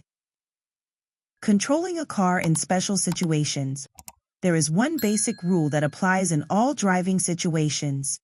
Think before you act. Steering out of a skid. An automobile skids when its tires lose their grip on the road surface. If the car starts to skid, follow these safety tips. 1. Do not hit the brakes suddenly and hard. Take your foot off the gas pedal, accelerator. 2. Turn your steering wheel in the direction of the skid. As you recover control, gently straighten the wheels. 3. Avoid a situation that could cause a skid by slowing down when the road and weather conditions are poor. Also, check your car's tires. Old or worn tires that have minimal or damaged tread are dangerous. In the illustration below, the direction of the skid is to the right. Steering out of a skid. Brake failure. If your car brakes fail, do not panic. Remember, you can use your parking brake and shift to a lower gear. Apply your parking brake cautiously to keep from locking the brakes and throwing your car into a skid. Running off the pavement. If something causes you to swerve and run off the pavement, do not hit the brakes suddenly and hard. Grip the steering wheel tightly and take your foot off the gas pedal. Use your brakes carefully and do not swing back onto the pavement. Wait until your speed is reduced, check the traffic behind you, and then carefully drive back onto the pavement. Flat tire or blowout. If you have a flat tire or a blowout, do not hit the brakes suddenly and hard. Take your foot off the gas pedal and gently apply the brakes. Steer straight ahead to a stop. Driving down a steep hill. When driving down a steep hill, you can shift your car into a low gear to help slow your vehicle. Never coast in neutral, or for cars with a standard transmission, never coast with your foot on the clutch. Winter driving. Most drivers realize winter creates additional hazards, but many drivers don't know what to do about it. Here are a few precautions you should follow during winter. Table 23. Winter Driving Safety Tips. Safety tip and explanation. Maintain a safe interval. Increase the distance from the vehicle ahead of you according to the conditions of the pavement. Many rear-end collisions occur on icy streets because drivers don't leave enough space to stop. Snow tires will slide on ice or packed snow. To keep safe, you must keep your distance. Reduce speed to correspond with conditions. There is no such thing as a safe speed range at which you may drive on snow or ice. You must be extremely cautious until you are able to determine how much traction you can expect from your tires. Avoid locking the brakes on ice, as it will cause a loss of steering and control. Every city block and every mile of highway may be different, depending on the sun or shade and the surface of the road. Keep windows clear. Remove snow and ice before you drive, even if you're just driving a few miles. Make certain the windshield wipers and defroster are working properly. Watch for danger spots ahead. There may be ice on bridges when the rest of the pavement is clear. Snow melts more slowly in shady areas. Take precautions when approaching turns. Get a feel for the road. Start out very slowly. It is useless to burn the rubber off your tires by spinning the wheels. Test your brakes gently after the car is in motion to determine how much traction you have. Start slowing down before you come to a turn. Equip your vehicle with chains or snow tires. Chains are the most effective and should be used where ice and snow remain on the road. One word of caution: neither chains nor snow tires will permit you to drive on slick pavement at normal speeds, so don't get a false feeling of security. Roundabouts. Modern roundabout. A modern roundabout is a one-way, circular intersection where traffic flows counterclockwise around a center island. Modern roundabouts use yield signs rather than traffic lights to control vehicles entering the intersection. This intersection design only has 8 potential conflict points, as opposed to a traditional 4-way signalized intersection, which has 32 potential conflict points. Driving in a modern roundabout. Road signs, pavement markings, and their design help guide drivers through a modern roundabout. To drive in a modern roundabout, follow these simple steps. Slow down as you approach the intersection, yield to traffic already in the circle, enter the circle, and follow the loop in a counterclockwise direction, and then make a right turn to exit the roundabout. There are 2 types of modern roundabouts: single-lane roundabouts and multi-lane roundabouts. Single-lane roundabout. Slow down as you approach the roundabout intersection and observe any posted advisory speed signs. Yield to traffic driving in the circle. When there is an acceptable gap, enter the circle and travel counterclockwise around the circle. Make a right turn by using your turn signal when exiting the circle. Observe traffic signs and pavement markings when navigating a roundabout. Also, look for bicyclists and pedestrians using the crosswalks on the roundabout approaches and exits. Multi-lane roundabouts. Go through the same steps as a single-lane roundabout and follow these additional steps. When approaching a multi-lane roundabout, observe the advanced lane movement sign to choose the correct entry lane. Also, do not change lanes while driving in the circle. When navigating all roundabouts, give space for large vehicles, such as semi-trailers, buses, and fire trucks, that need more than one lane when driving around the circle. Also, pull over for emergency vehicles on the roundabout approaches and exits. However, do not stop for emergency vehicles in the roundabout circle. Clear the circle first, and then pull over for the emergency vehicle. Floods. Floods are one of the most common hazards in the U.S. Nearly half of all flash flood fatalities are vehicle-related. These are the facts. 6 inches of water will reach the bottom of most passenger cars, causing loss of control and possible stalling. 12 inches of water will float many cars. 2 feet of rushing water will carry away pickup trucks, SUVs, and most other vehicles. Water across a road may hide a missing segment of roadbed or a missing bridge. Roads weaken under floodwater and drivers should proceed cautiously after waters have receded since the road may collapse under the vehicle's weight. National Weather Service and Texas Division of Emergency Management officials say if your vehicle stalls in floodwater, get out quickly and move to higher ground. Better yet, when there's water on the road, turn around, don't drown. Saving your life is as simple as choosing an alternate route. For more information on flood safety, visit the National Weather Service website, https://www.weather.gov/safety/flood. Turn around, don't drown. Note, per National Weather Service, any use of turn around, don't drown must include the registration symbol. Share the road with trucks, large trucks and truck-tractor combinations. Whether you are sharing the road with a passenger car, motorcycle, truck, bus, or other vehicle, it is important to obey traffic laws, abide by the rules of the road, and drive defensively. Trucks are designed to carry products to and from towns and cities. They are designed to be as maneuverable as cars. Trucks have longer stopping and accelerating distances, a wider turning radius, and way more. Passing. 1. When passing a truck, first check to your front and rear, check mirrors and blind spots, then move into the passing lane only if it is clear and you are in a legal passing zone. Let the truck driver know you are passing by, flashing your headlights, especially at night. The truck driver should make it easier for you to pass by, staying to the far side of the lane. 2. On a level highway, it takes 3 to 5 seconds longer to pass a truck than a car. On an upgrade, a truck often loses speed, so it's easier to pass than a car.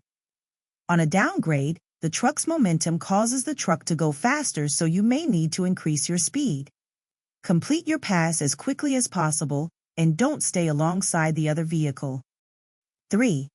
If the driver flashes the truck's lights after you pass, it's a signal that it is clear for you to pull back in front of the truck. Be sure to move back only when you can see the entire front of the truck in your rearview mirror. After you pass a truck, maintain your speed. 4. When a truck passes you, help the truck driver by keeping to the far side of your lane. You'll make it easier for the truck driver if you slightly reduce your speed. Don't speed up while the truck is passing. After passing, the truck driver should signal to let you know he is returning to your lane. 5. When you meet a truck coming from the opposite direction, keep as far to the side as possible to avoid a side-swipe crash and to reduce the wind turbulence between the two vehicles. Remember, turbulence pushes vehicles apart. It does not pull them together. Following a truck. 1. Tractor trailers take longer to stop than a car traveling at the same speed. The average passenger car traveling at 55 miles per hour can stop in approximately 240 feet, which is about 3/4 of the length of a football field. A fully loaded tractor trailer may take more than 400 feet to completely stop, well over the length of a football field. 2. If you're following a truck, stay out of its blind spot at the rear. The blind spot is the area behind the truck that the driver cannot see in their rear view mirrors. Avoid following too closely, and position your vehicle so the truck driver can see your vehicle in the truck side view mirror. An excellent rule of thumb for motorists sharing the road with a tractor trailer is, if you can't see the truck driver in his side mirror, he can't see you. By avoiding the truck driver's blind spot, you will have a good view of the road ahead, and the truck driver can give you plenty of warning for a stop or a turn. This will allow you more time to react and make a safe stop. 3. When you follow a truck at night, always dim your headlights. Bright lights from a vehicle behind will blind the truck driver when the lights reflect off the truck's large side mirrors. 4. If you are stopped behind a truck on an upgrade, leave space in case the truck drifts back when it starts to move. Also, Keep to the left in your lane so the driver can see your stop behind the truck. Right turns. Pay attention to turn signals. Trucks make wide, right turns and sometimes leave an open space to the right just before the turn. To avoid a crash, don't pass a truck on the right if there is a possibility the truck might make a right turn. Backing crashes. Never cross behind a truck preparing to back up. When a truck driver is preparing to back the truck from a road into a loading area, the road is temporarily blocked. Wait for the truck to complete its maneuver before trying to pass. If you pass too closely behind the truck, a crash may occur because you are in the truck's blind spot. Maneuverability. On multi-lane highways, tractor-trailers stay in the center lane to help the flow of local traffic on and off the highway. Staying in the center lane also increases the truck driver's options if he or she has to switch lanes to avoid a crash. Be aware of common mistakes drivers should avoid when driving around trucks and buses. Cutting off a vehicle to reach your exit or turn. Never cut in front of a truck. Cutting into the open space in front of a truck or bus removes the driver's cushion of safety. Trying to beat a truck to a single-lane construction zone represents a particularly dangerous situation. Either slow down and exit or stay behind the truck. Never underestimate the size and speed of an approaching tractor-trailer. Because of its large size, a tractor-trailer often appears to be traveling at a slower speed than it is. A substantial number of car and truck collisions take place at intersections because the driver of the car does not realize how close the truck is or how quickly it is approaching. Share the road with motorcycles. Individuals who operate a motorcycle have the same rights and privileges as any other vehicle on the road. For various reasons, drivers may not see the motorcyclist, and approximately 1/2 of all motorcycle crashes involve another vehicle. According to the National Highway Traffic Safety Administration, motorcyclists are about 35 times more likely to die in a traffic crash than passenger car occupants. A few of the most common reasons are provided below. 1. Many drivers tend to look for other cars, not for motorcyclists. 2. The profile of a motorcycle is much smaller than the profile of a car, making an approaching motorcyclist harder to see. 3. Estimating the distance and speed of a motorcycle is more difficult than it is for a car. 4. Motorcycle riding requires frequent lane movements to adjust to changing road conditions. 5. Distracted driving, such as texting or talking on a cell phone.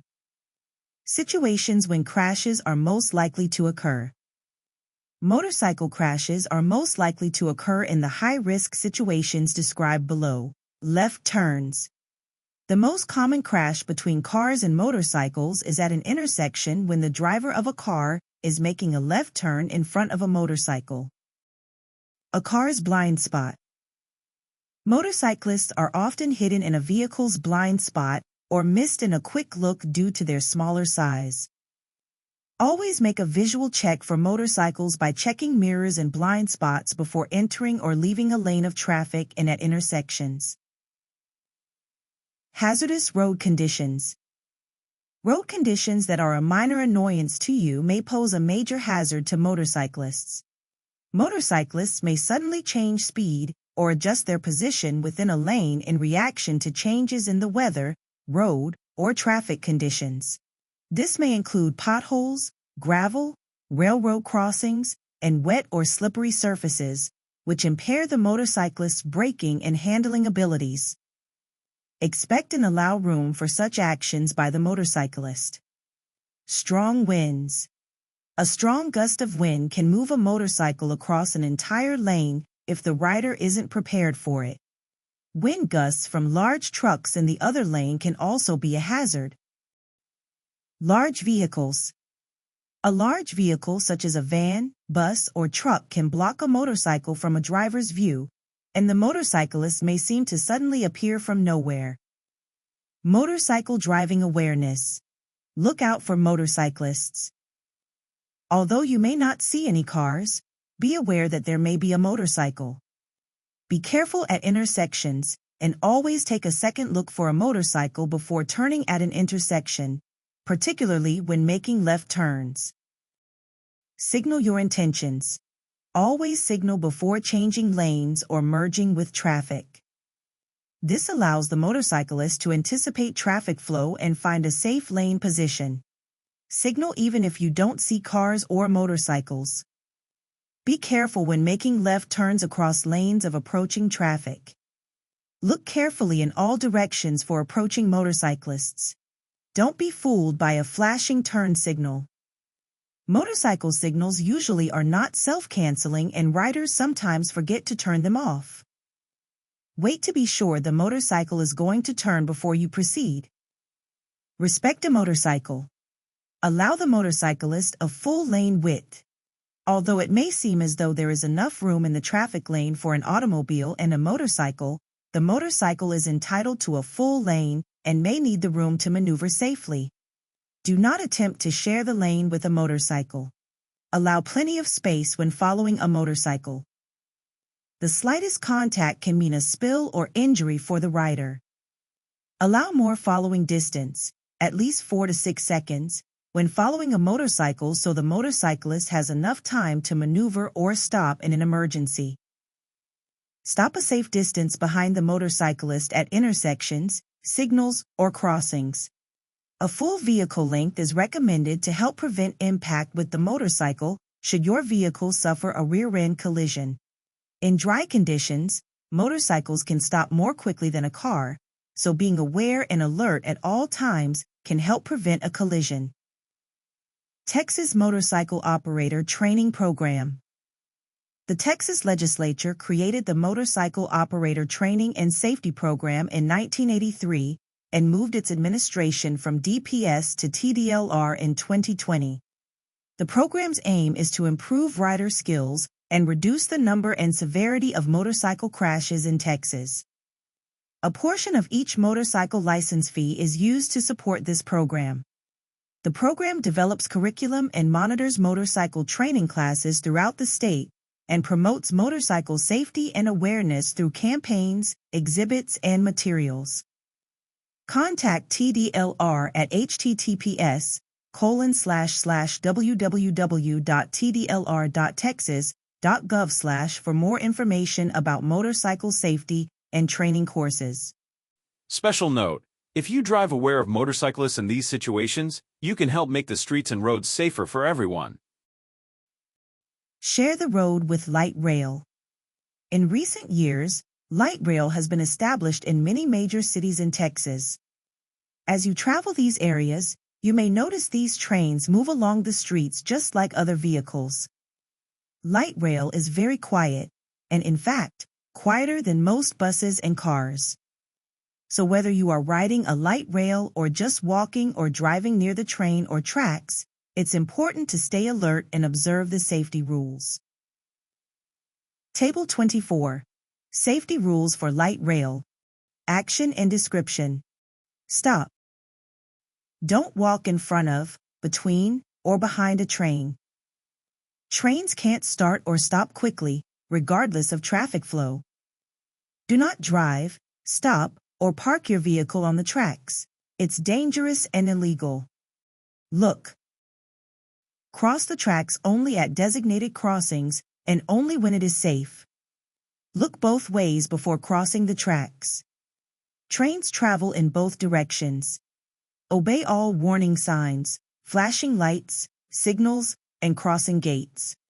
A law enforcement officer will issue tickets to violators. Listen. Stay alert. Light rail is quieter than a bus or most cars.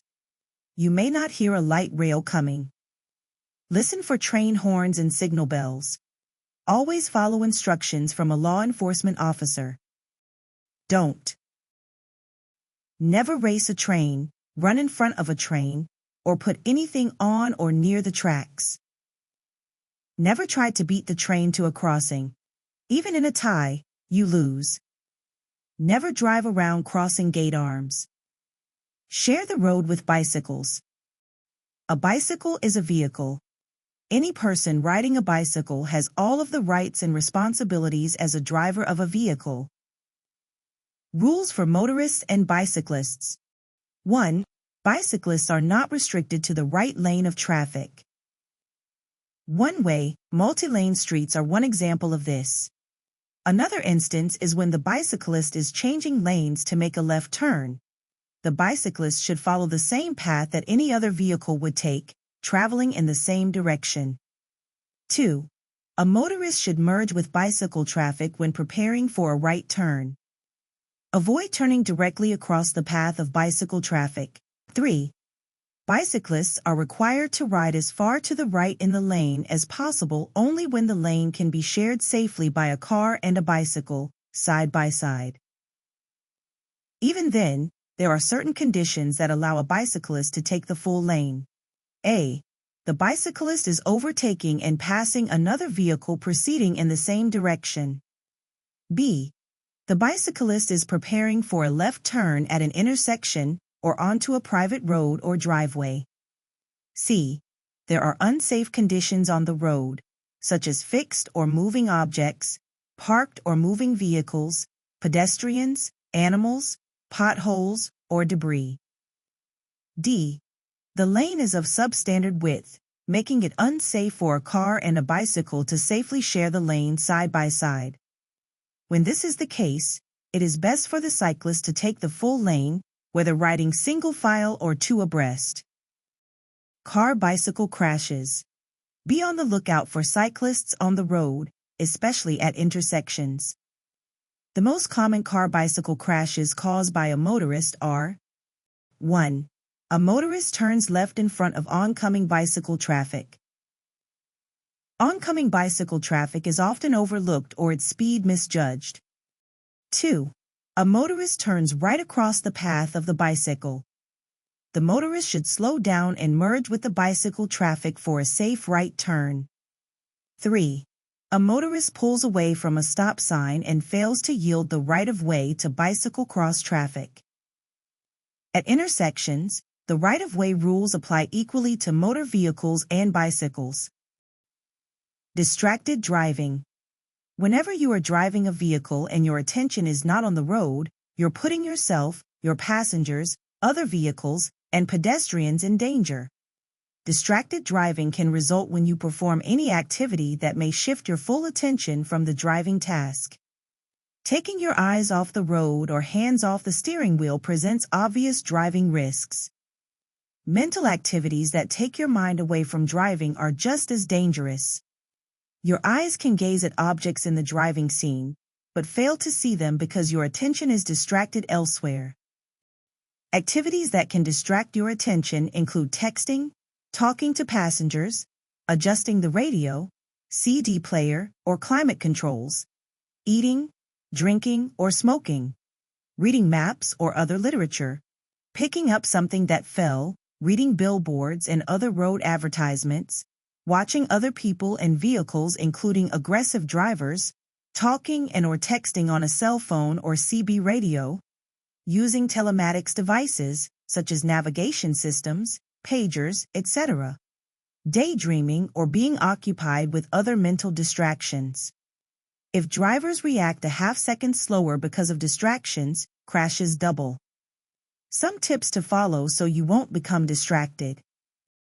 Review and be totally familiar with all safety and usage features on any in-vehicle electronics, including your wireless device or cell phone, before you drive. Pre-program radio stations.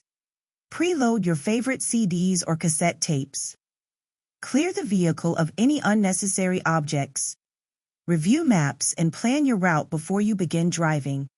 Adjust all mirrors for the best all-round visibility before you start your trip. Do not attempt to read, text, or write while you drive. Avoid smoking, eating, and drinking while you drive. Don't engage in complex or emotionally intense conversations with other occupants. You need to be able to recognize other drivers who are engaged in any form of driving distraction. Not recognizing other distracted drivers can prevent you from perceiving or reacting correctly in time to prevent a crash. Watch for vehicles that may drift over the lane divider lines or within their own lane. Vehicles traveling at inconsistent speeds. Drivers who are preoccupied with maps, food, cigarettes, cell phones, or other objects. Drivers who appear to be involved in conversations with their passengers. Give a distracted driver plenty of room and maintain your safe following distance. Be very careful when passing a driver who seems to be distracted. The other driver may not be aware of your presence, and they may drift in front of you. Texting while driving. It is against the law to read, write, or send messages on a cell phone or other portable wireless device. If your cell phone rings, do not answer the call or respond to the text message. Convictions for violations of this law are subject to fines. You may use a cell phone to contact law enforcement or during an emergency. If you must make a call, pull safely off the road and make the call. Try to keep the conversation short, or have a passenger make the call for you if possible.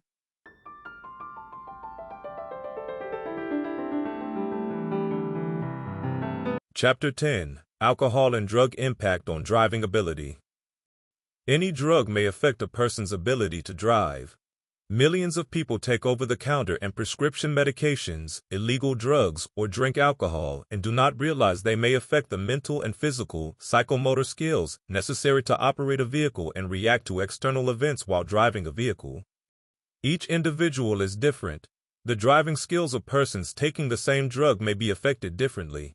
A driver's body weight, emotional state, amount of drug taken, and when the drug was taken will influence the driver's ability to assess an emergency situation or judge speed and distance.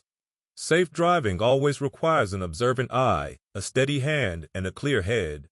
When a person drinks alcohol or uses drugs, one of the first effects is that they lose their judgment and their sight is impaired, causing slower reactions to sounds and the inability to judge another vehicle's speed. A person's ability to reason can all but disappear.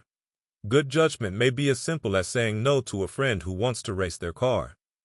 However, if a person has been drinking alcohol or they are under the influence of drugs, their judgment may turn into, "Sure, take my car." Taking more than one drug at the same time is even more dangerous since drugs may have a different overall cumulative effect, especially when alcohol is involved.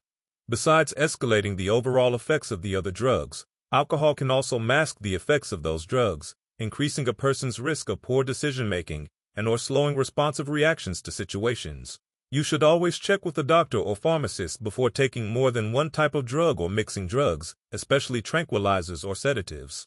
Table 25. Alcohol and other types of drugs. Type and description. Marijuana. Research shows even typical social doses of marijuana can affect concentration, judgment, and sensory and perceptual skills needed for careful driving. People who are under the influence of marijuana have impaired sensory and perceptual abilities.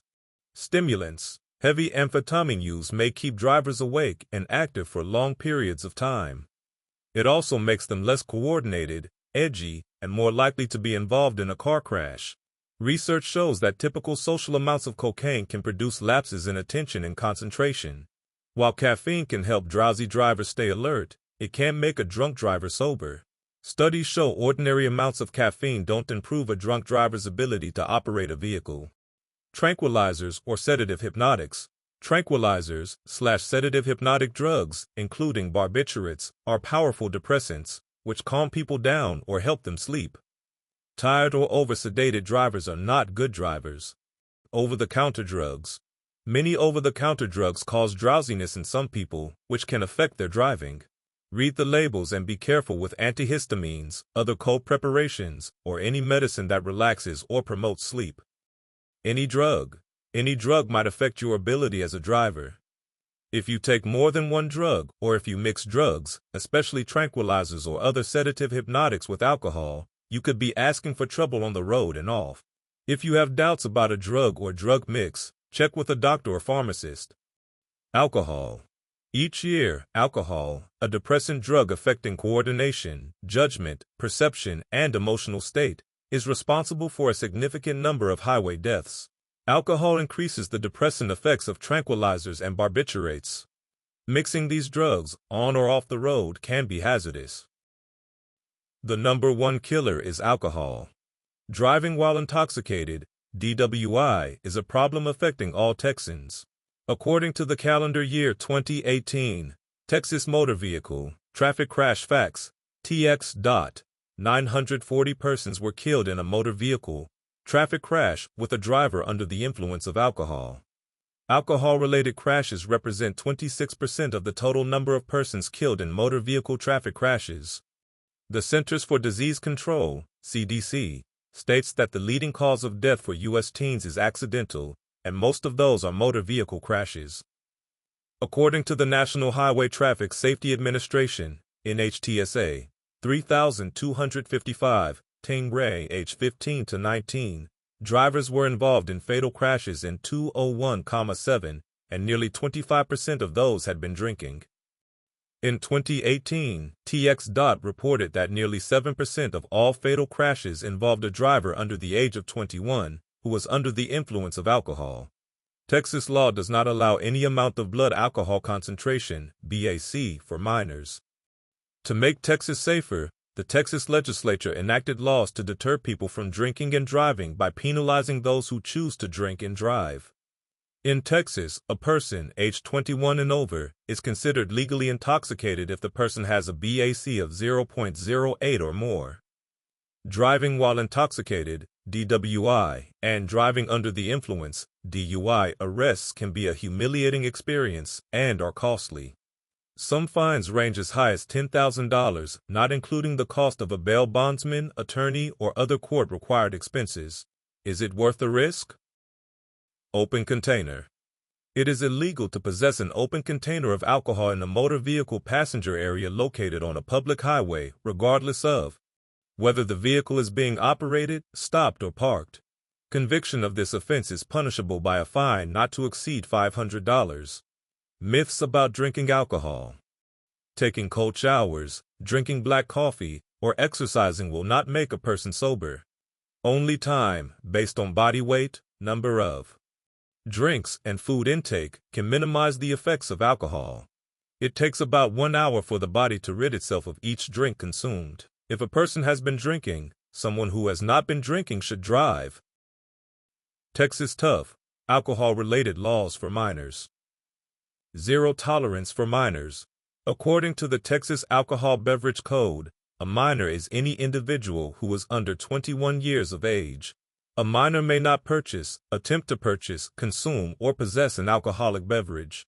Since a minor should not possess alcohol, Texas passed zero-tolerance legislation for minors who commit an offense under the non-driving alcohol-related laws and for minors who drive under the influence. Zero tolerance means just that. Even if a minor is not intoxicated as defined under the DWI statute, but has any detectable amount of alcohol in his or her system while operating a motor vehicle in a public place or while operating a watercraft, the minor committed the criminal offense of driving under the influence of alcohol by a minor. See Table 31. Penalties for non-driving alcohol-related offenses by minors. The Texas zero-tolerance law established penalties for minors who commit offenses under the non-driving alcohol-related offenses. A minor may not purchase, attempt to purchase, falsely state he or she is 21 years of age or older, or present any document indicating he or she is 21 years of age or older to a person engaged in the selling or serving of alcoholic beverages. A minor may not consume or possess an alcoholic beverage. Persons who purchase, furnish, or sell alcohol to a minor can be fined up to $4,000 and or confined in jail for up to 1 year. Table 26. Penalties for non-driving alcohol-related offenses. Minors. Offense and penalty. First offense. Penalty. Class C misdemeanor punishable by a fine of up to $500, 8 to 12 hours of community service, mandatory attendance of an alcohol awareness course, and license will be suspended, or privilege denied if not licensed, for 30 days. If the minor is under 18, the parent may be required to also attend the alcohol awareness course. Second offense. Penalty. Class C misdemeanor, punishable by a fine of up to $500, 20 to 40 hours of community service, may be required to attend an alcohol awareness course, and license will be suspended, or privilege denied if not licensed, for 60 days. Third offense. Under 17 years of age. Penalty. Class C misdemeanor punishable by a fine of up to $500, 20 to 40 hours of community service, may be required to attend an alcohol awareness course, and license will be suspended or privilege denied if not licensed for 60 days, or the case can be transferred to juvenile court. Third offense, 17 to 21 years of age. Penalty, Class B, misdemeanor punishable by a fine of $250 to $2,000, 40 to 60 hours of community service, may be required to attend an alcohol awareness course, confinement in jail not to exceed 180 days, and license will be suspended or privilege denied if not licensed for 180 days. Minors are not eligible for deferred disposition or adjudication on the third conviction and every conviction after. In addition to the above penalties, if a minor is convicted of any moving vehicle violation while suspended due to a non-driving alcohol-related offense, listed above, they are subject to the penalties of driving while license invalid, DWLI. Implied consent laws for minors. A minor implies their consent to take one or more breath or blood specimens for analysis if they are arrested for operating a motor vehicle or watercraft in a public place while intoxicated, or if there is any detectable or noticeable amount of alcohol in their system while operating a motor vehicle in a public place, as deemed by an officer. The breath or blood specimen will determine if alcohol is present in their body. It will also identify the amount of alcohol in their system. Additionally, the breath or blood specimen can identify the presence of any other controlled substances or drugs. Refusal to provide a breath or blood specimen will result in the suspension of the minor's license or driving privileges if not licensed. Table 27. Penalties for refusal to provide a specimen, minors. Offense and penalty. First offense. Penalty. Driver's license suspended or privilege denied if not licensed for 180 days. Second and subsequent offenses. Penalty. Driver's license suspended or privilege denied if not licensed, for 2 years. A minor who gives a breath or blood specimen that confirms he or she has been operating a motor vehicle in a public place with any detectable amount of alcohol in his or her system and the amount is below the 0.08 BAC legal limit of intoxication will have his or her license suspended or driving privilege denied if not licensed. Table 28. Minor provided specimen confirming detectable amount of alcohol. Failure. Offense and penalty. First offense. Penalty. Driver's license suspended or privilege denied if not licensed for 60 days. Second offense. Penalty. Driver license suspended or privilege denied if not licensed for 120 days. Third and subsequent offenses. Penalty. Driver license suspended or privilege denied if not licensed for 180 days. A minor may request a hearing before a hearing officer to contest the suspension. Table 29. Penalties for driving under the influence, DUI, of alcohol and drugs, minors. Offense and penalty. First offense. Penalty. Class C misdemeanor punishable by a fine of up to $500, community service of 20 to 40 hours, and attendance in an alcohol awareness course is required. If the minor is under 18, the parent may be required to also attend the course. Second offense. Penalty. Class C misdemeanor punishable by a fine of up to $500, community service of 40 to 60 hours. The alcohol awareness course may be required. Third offense. Under 17 years of age. Penalty. Class C misdemeanor punishable by a fine of up to $500, community service of 40 to 60 hours. The alcohol awareness course may be required or the case can be transferred to juvenile court as delinquent conduct. Third offense. 17 to 21 years of age. Penalty. Class B misdemeanor punishable by a fine of $500 to $2,000 and or confinement in jail not to exceed 180 days. Community service of 40 to 60 hours, an alcohol awareness course may be required, and the minor's license will be suspended or privilege denied if not licensed for 1 year or for 90 days with a judge's order to install an ignition interlock device. The court may not give deferred disposition or adjudication on the third offense. In Texas, as a reminder, a person is considered legally intoxicated if they have a blood alcohol concentration, BAC, of 0.08 or more. Table 30. Penalties for driving while intoxicated, Alcohol, minors. Offense penalty. First offense. Penalty. Class B misdemeanor punishable by a fine not to exceed $2,000, confinement in jail for 72 hours to 180 days, and suspension of the driver license, or privilege denied if not licensed, for 365 days, or for 90 days with a judge's order to install an ignition interlock device.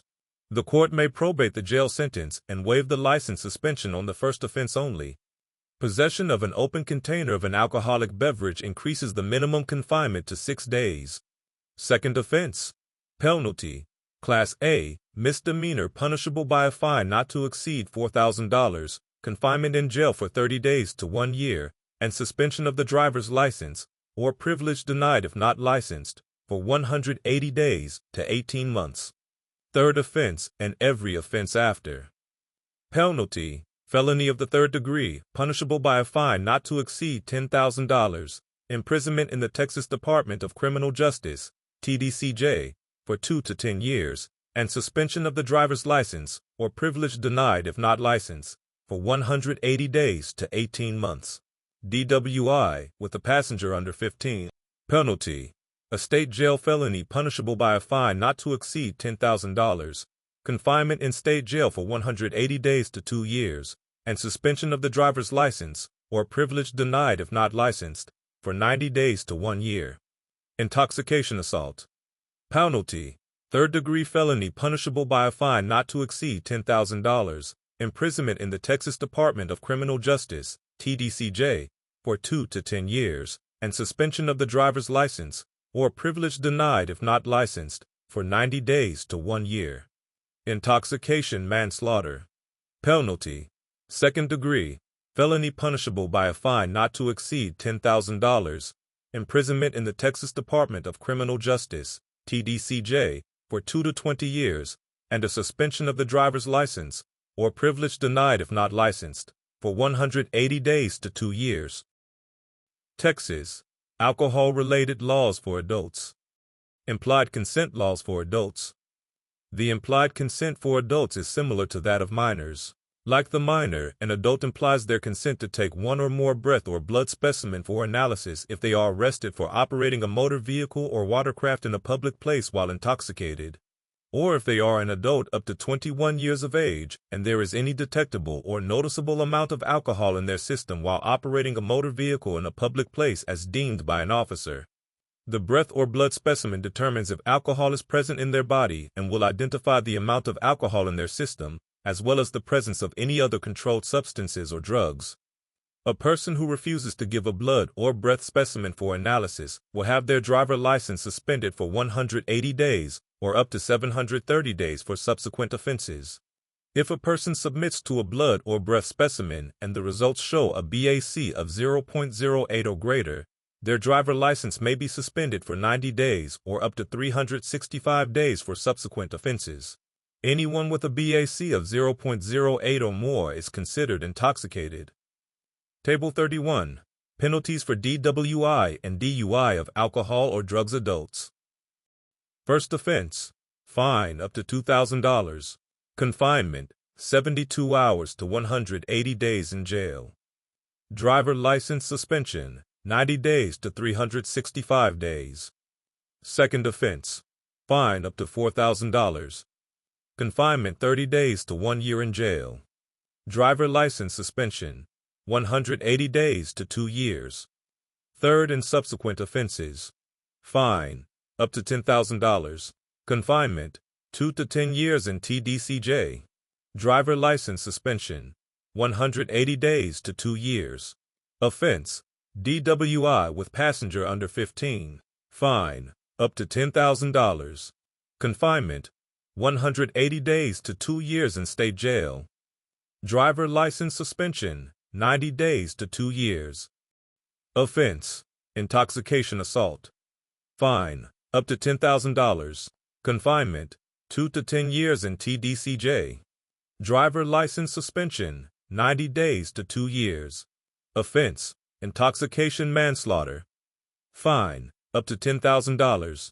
Confinement, 2 to 20 years in TDCJ. Driver license suspension, 180 days to 2 years. Know your legal limit. The legal limit in Texas is 0.08 BAC, or any amount which results in the loss of normal use of mental or physical faculties. The information provided in the Alcohol and Driving. Why take the risk? The table below is only a guide and is based on calculated averages. Alcohol tolerance may vary by individual. Food intake, medications, health, gender, and psychological conditions are also influential factors, which affect the rate of alcohol absorption. Drivers are encouraged to take drug and alcohol awareness courses to become better educated about the effects and consequences of drugs and alcohol. Insurance companies may provide liability insurance discounts to drivers who complete drug and alcohol awareness courses. A drink may include a 12-ounce can of beer, a mixed drink with 1.5 ounces of liquor, or a 5-ounce glass of wine. They all contain approximately the same amount of alcohol.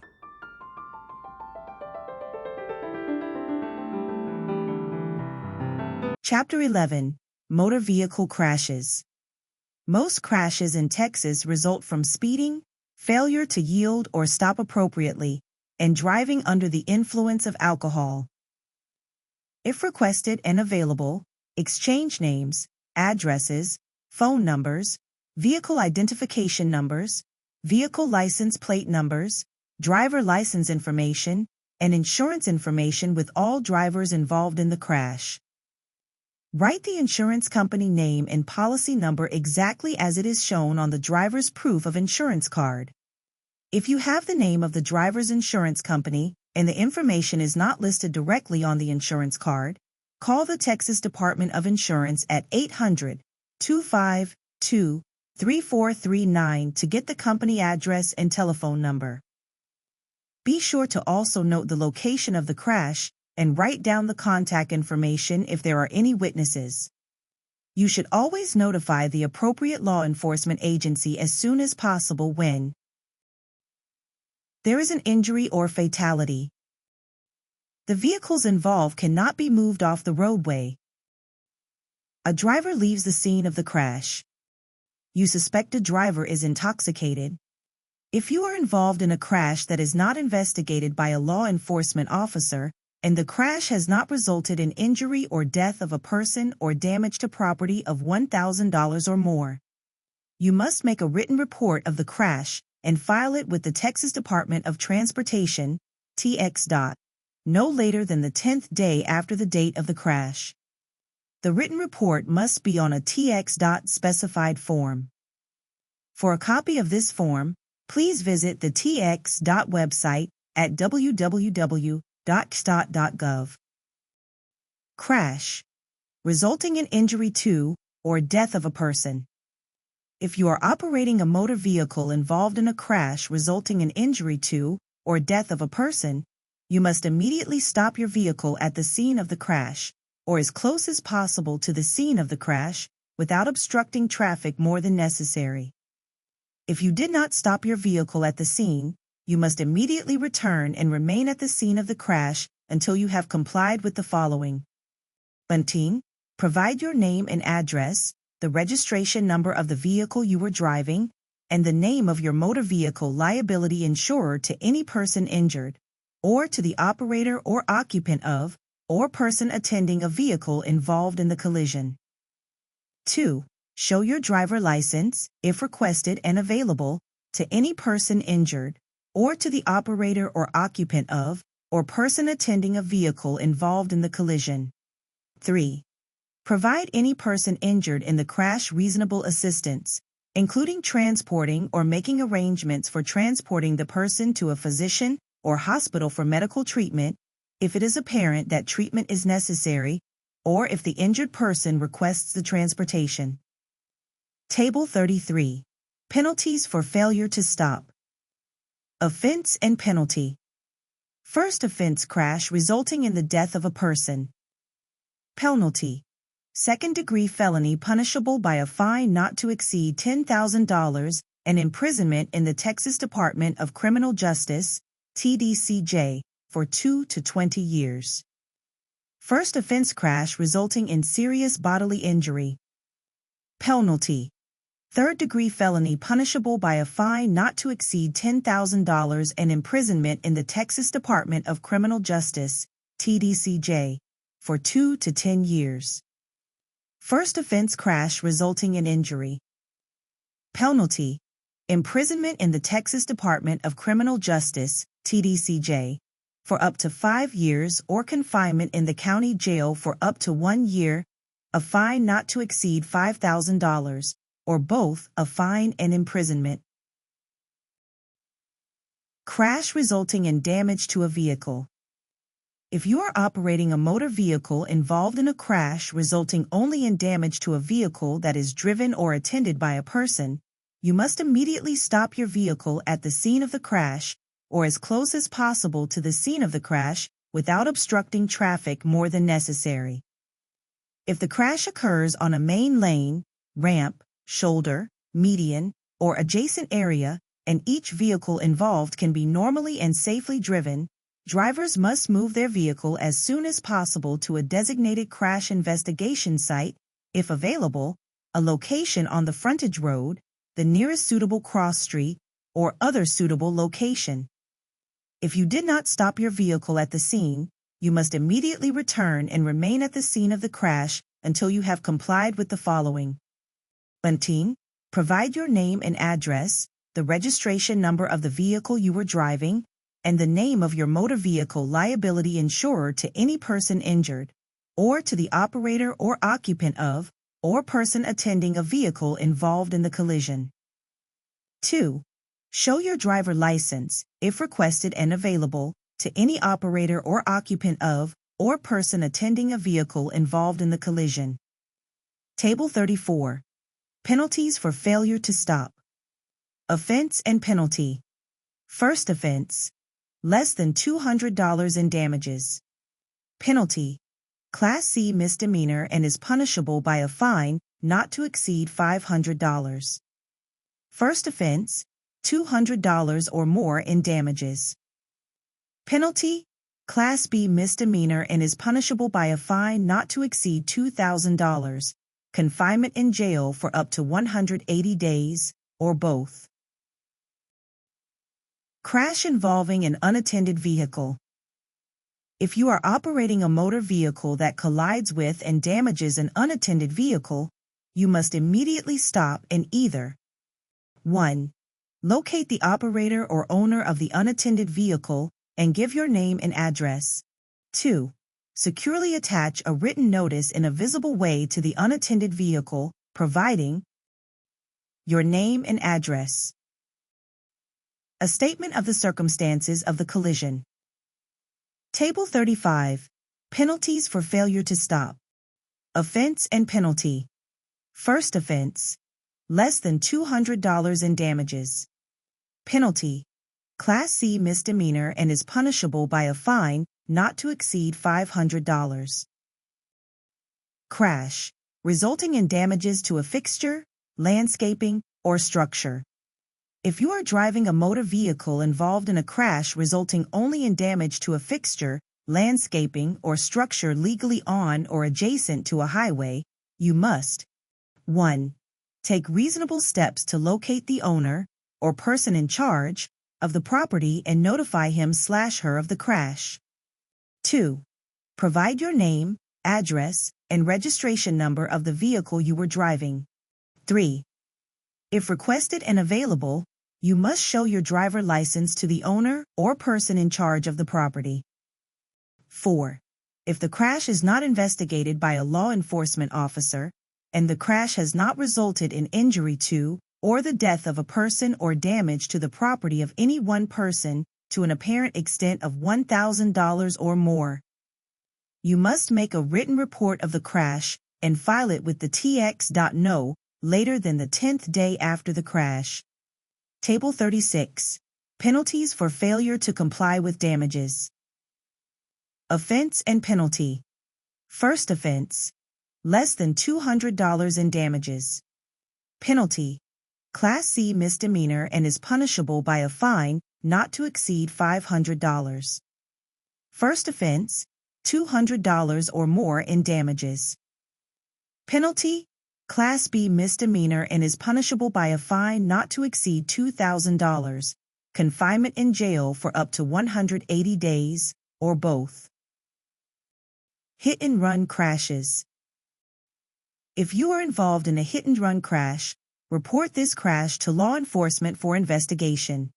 The Texas Department of Insurance advises uninsured motorist coverage will pay for damages in hit-and-run crashes reported to a law enforcement agency. Aiding the injured.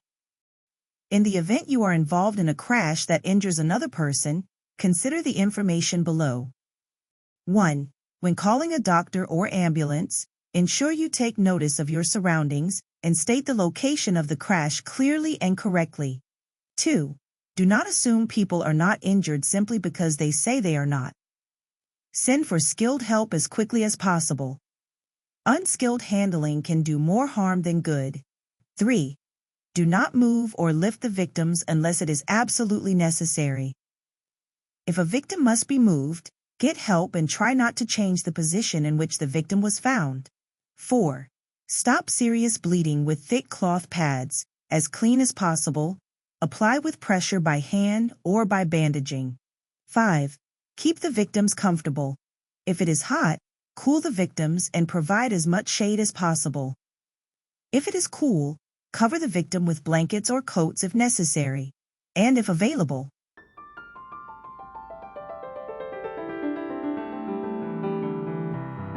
Chapter 12, Pedestrian Safety. A driver should always pay special attention to pedestrians, persons on foot. However, there are certain safety rules pedestrians should follow. Laws and safety tips for pedestrians. 1. Obey traffic control signals unless otherwise directed by a pedestrian control signal. 2. Do not cross the street between two intersections. It is dangerous to cross in the middle of a street. 3. Use sidewalks when available and do not walk in the street. 4. Walk on the left side of the road if there are no sidewalks. Step off the pavement when a car approaches.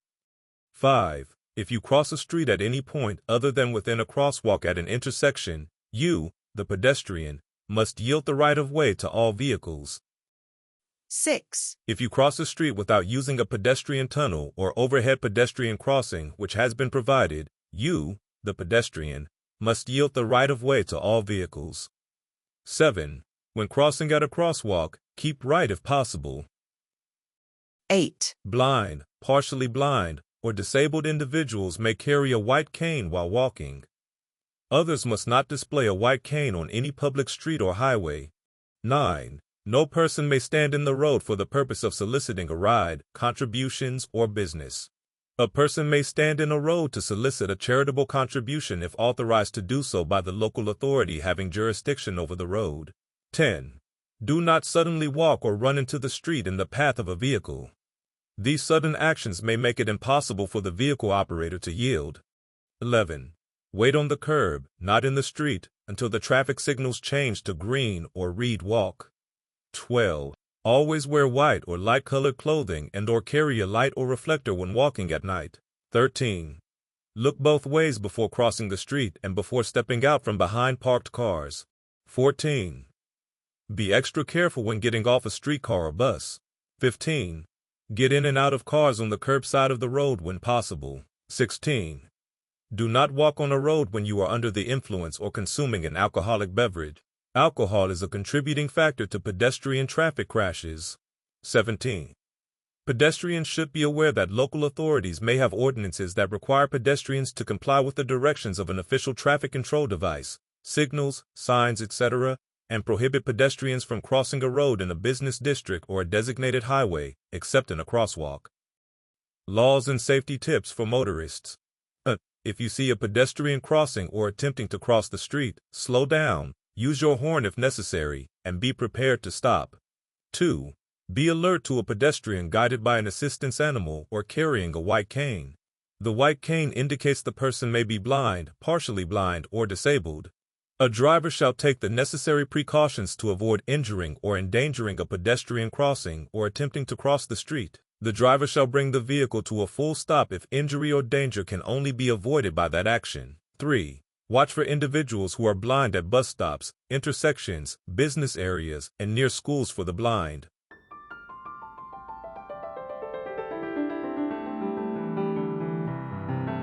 Chapter 13. Bicycle Laws and Safety. Bicycle Traffic Laws. A bicycle is a vehicle.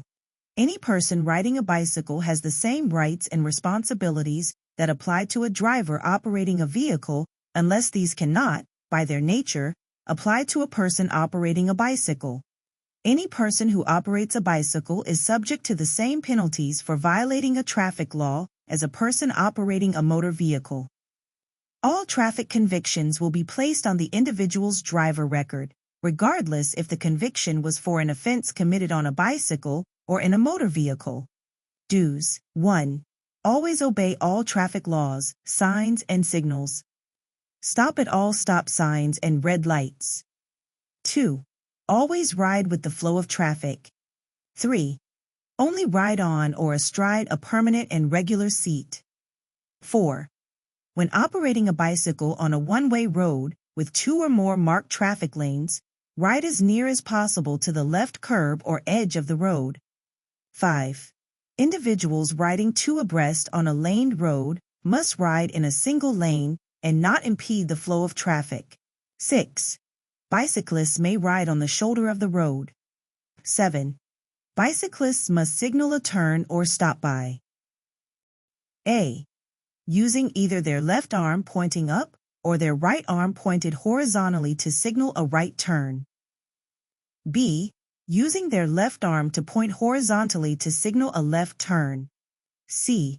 Using their left arm pointed downward to signal a stop. 8.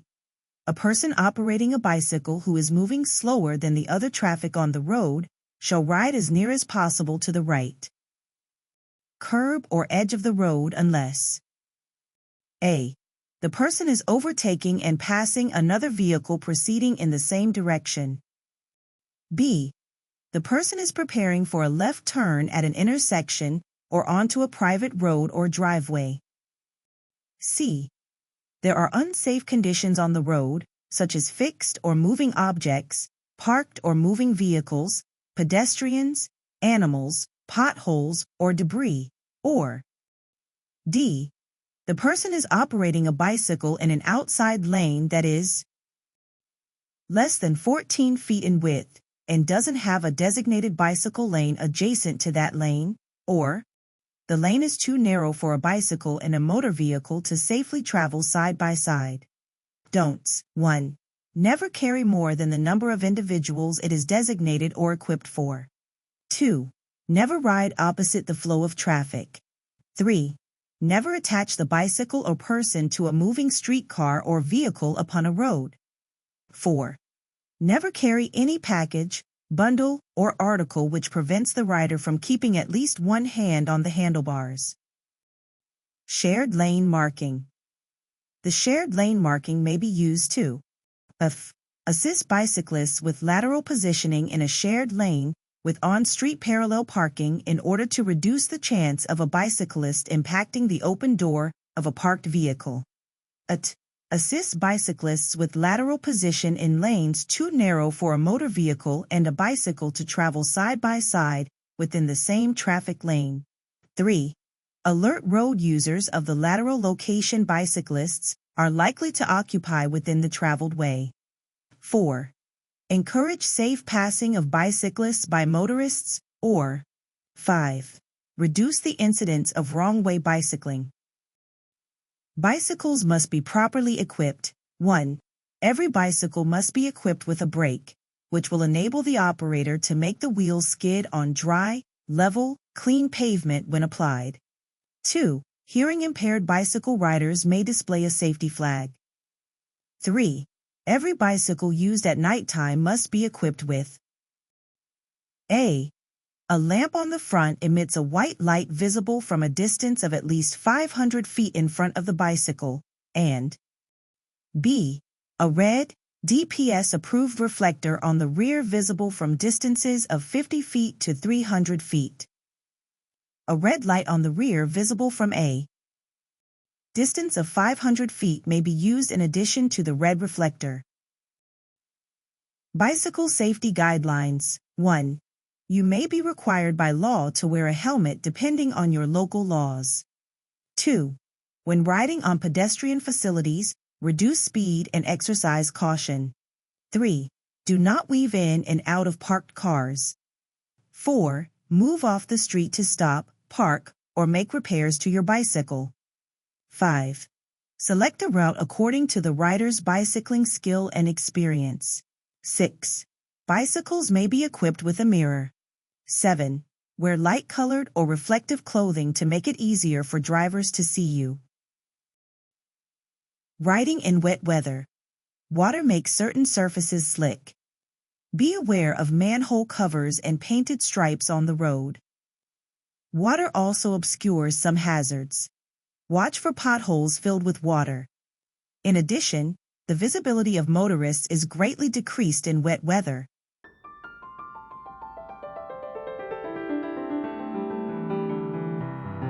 Chapter 14. Additional Safety Tips. Defensive Driving. To avoid crashes, the defensive driver should 1. Stay alert and keep eyes moving to keep track of what is happening at all times. 2. Look for trouble spots developing all around. 3. Have a plan of action. 4. Know that the law requires drivers to protect each other from their own mistakes. Safety belts. The driver and all passengers, regardless of age, in a passenger vehicle are required to use safety belts if occupying a seat in a vehicle equipped with a safety belt. Any child under 8 years old must be secured in a federally approved child car seat if occupying a seat in a vehicle equipped with a safety belt, unless the child is more than 4 feet 9 inches tall. Safety belt requirements include pickups, SUVs, and trucks. Safety belts help keep you 1. From being thrown from your car. Your chances of being killed are 5 times greater if you are thrown from your car. 2. From hitting the dashboard too hard. 3. In better control of your car. Whatever your reason for not wearing safety belts, it is dangerous and violates state law. Penalties for driving without a safety belt. A driver can receive a citation for not wearing his/her safety belt and for not having each child under the age of 17 in a safety seat or safety belt. Anyone who is at least 15 years of age can receive a citation for not wearing a safety belt. There are no exemptions to the safety belt laws. However, there are some defenses to prosecution for postal workers, individuals who deliver the newspaper, utility workers, solid waste truck workers, certain commercial farm vehicle operators, or medical reasons with a physician's note. Table 37. Penalties for not wearing a required safety belt. Conviction. Driving a vehicle without a safety belt. A fine of $25 to $50. Conviction. Passengers under 8 years old and less than 4 feet 9 inches, tall riding while not properly secured in a child passenger safety seat system. A fine of $25 to $250. Conviction. Passengers at least 15 years old riding without a safety belt. A fine of $25 to $50. Conviction. Passengers under 17 years old riding without a safety belt. Fine assessed to driver. A fine of $100 to $200. Conviction. Children under 18 years old riding in an open bed pickup or open flatbed truck. Fine assessed to driver. A fine of $25 to $200. Vehicles with open beds. It is an offense to drive an open bed truck, an open flatbed truck, or to draw an open flatbed trailer when a child who is younger than 18 years of age is occupying the bed of the truck or trailer. It is a defense to prosecution that the driver was operating or towing the vehicle. 1. In a parade or in an emergency. 2. To transport farm workers from one field to another field on a farm to market road, ranch to market road, or county road outside a municipality. 3. On a beach. 4. That is the only vehicle owned or operated by members of a household, or 5. In a hayride permitted by the governing body of or a law enforcement agency of each county or municipality in which the hayride will occur. Vehicles with open beds towing a boat or watercraft. It is an offense for a person to operate a motor vehicle that is towing a boat or personal watercraft in or on which a person who is younger than 18 years of age is riding. It is a defense to prosecution that the driver was operating the motor vehicle. 1. In a parade. 2. In an emergency, or 3. On a beach. Open bed passenger restrictions. It is a Class B misdemeanor to operate a truck, road tractor, or truck tractor when another person occupies a trailer or semi-trailer being drawn by the truck, road tractor, or truck tractor. It is a defense to prosecution that the person, 1. Towing the vehicle did not know another person occupied the trailer or semi-trailer. 2. Occupying the trailer or semi-trailer was in a part of the vehicle designed for human habitation. 3. Operating or towing the vehicle was A. In a parade or in an emergency. B. Transporting farm workers from one field to another field on a farm-to-market road, ranch-to-market road, or county road outside a municipality. Or C. In a hayride permitted by the governing body of or a law enforcement agency of each county or municipality in which the hayride will occur. When stopped by law enforcement. If you are stopped by law enforcement, it is suggested you slow down and move the vehicle safely to the right of the road. 2. Park your vehicle as far to the right of the main traffic lane as possible. If available, park on the right shoulder or, if unavailable, park on a nearby well-lighted side street or parking lot away from high-volume traffic. 3. Place the vehicle in a parking position, set the emergency brake, turn the engine off, and activate the hazard warning lights. 4. If at night, turn on the interior dome light. 5. Remain in the car. Lower the driver's window if you feel safe to do so. Keep both hands clearly in sight on top of the steering wheel. Wait for the law enforcement officer to give you instructions. An officer may approach from either side of the vehicle. 6. Tell the officer if you are transporting any type of weapon. 7. Before reaching into your glove box or under the seat to retrieve your proof of insurance or driver's license, inform the officer of where the items are located and follow the officer's directions. 8. If asked to exit the vehicle, check for passing vehicles to exit safely. 9. Advise passengers to remain in the car unless other instructions are given by the law enforcement officer. And 10. At the conclusion of the traffic stop, give the appropriate signals and safely return to the proper lane of traffic when released by the law enforcement officer. Obligations, responsibilities, courtesy, and safety. State law requires a driver to immediately stop when approached by an authorized emergency vehicle, and you may be arrested if you do not stop immediately. If you feel the area is unsafe to stop immediately, or if you have concerns the vehicle is not a real police vehicle, you can take the following steps to minimize the risk of being arrested or charges being filed against you. Turn on your hazard lights and drive slowly and carefully below the posted speed limit. You may call 911 and remain on the phone with the operator while you stop and verify the officer's identity. You may drive to a nearby well-lighted, populated place to stop. It is important to understand that law enforcement jurisdictions overlap, and a local 911 call center operator may not be able to immediately determine what officer is working in that area at that time. If you stop in an unsafe location, such as on a bridge or a high-traffic roadway, an officer may direct you over the public address speaker to move to a safer location. Follow the officer's directions. Law enforcement officers, drivers, and passengers should respond with courtesy during traffic stops and other officer/citizen interactions. Drivers and passengers should not exit the vehicle unless asked to do so. Exiting your vehicle may be perceived as aggressive behavior and a threat to the officer's safety. Drivers and passengers inside a vehicle should not attempt to reach, dig, or search for their license or insurance documents before or while an officer is approaching. Drivers who transport handguns in their vehicles are encouraged to keep them in a separate location from license and insurance documentation. During a traffic stop, the driver and any passengers are subjected to an investigative detention, which may only last for a reasonable amount of time. Passengers can ask the officer if they are free to leave and do so if the officer agrees. Law enforcement may ask questions during this time. You cannot be punished for refusing to answer questions. However, drivers are required by law to display a driver license when requested by an officer. If you are lawfully arrested, you are also required to give your name, residence address, and date of birth. A driver or a passenger who gives law enforcement a false or fraudulent identity or false answers may be arrested. It may be to your benefit to speak to law enforcement, such as to convey the reason you may have an emergency, or for the driver to provide the officer your name, address, and date of birth if you do not have your driver license with you. Law enforcement may also ask for consent to search your vehicle or person. You may grant or deny the request to search. However, if an officer has probable cause to believe that your vehicle contains evidence of a crime, it can be searched without your consent. If an officer reasonably believes that you have a weapon, the officer can conduct a pat-down search of your person and the immediate area around you, including areas of your vehicle. It is unlawful to physically resist a search, but you have the right to notify the officer that you do not consent to any search.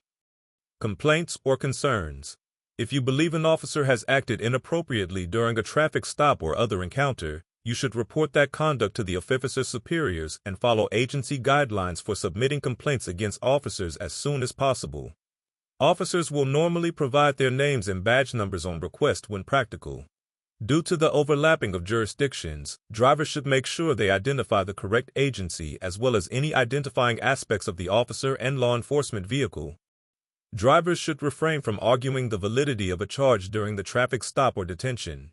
Signing a citation is not admitting guilt. It simply confirms your promise to pay the fine or contact the court. If you do not agree with the charge brought against you and wish to contest it, you should argue your case before a judge or request a jury trial and acquire the services of an attorney to represent you. False identification offense. A person commits an offense if he or she gives a false or fictitious name to a law enforcement officer who has lawfully arrested or detained the person. Evading arrest or detention. A person commits an offense if he intentionally flees from a person he knows is a peace officer or federal special investigator, attempting to lawfully arrest or detain him/her.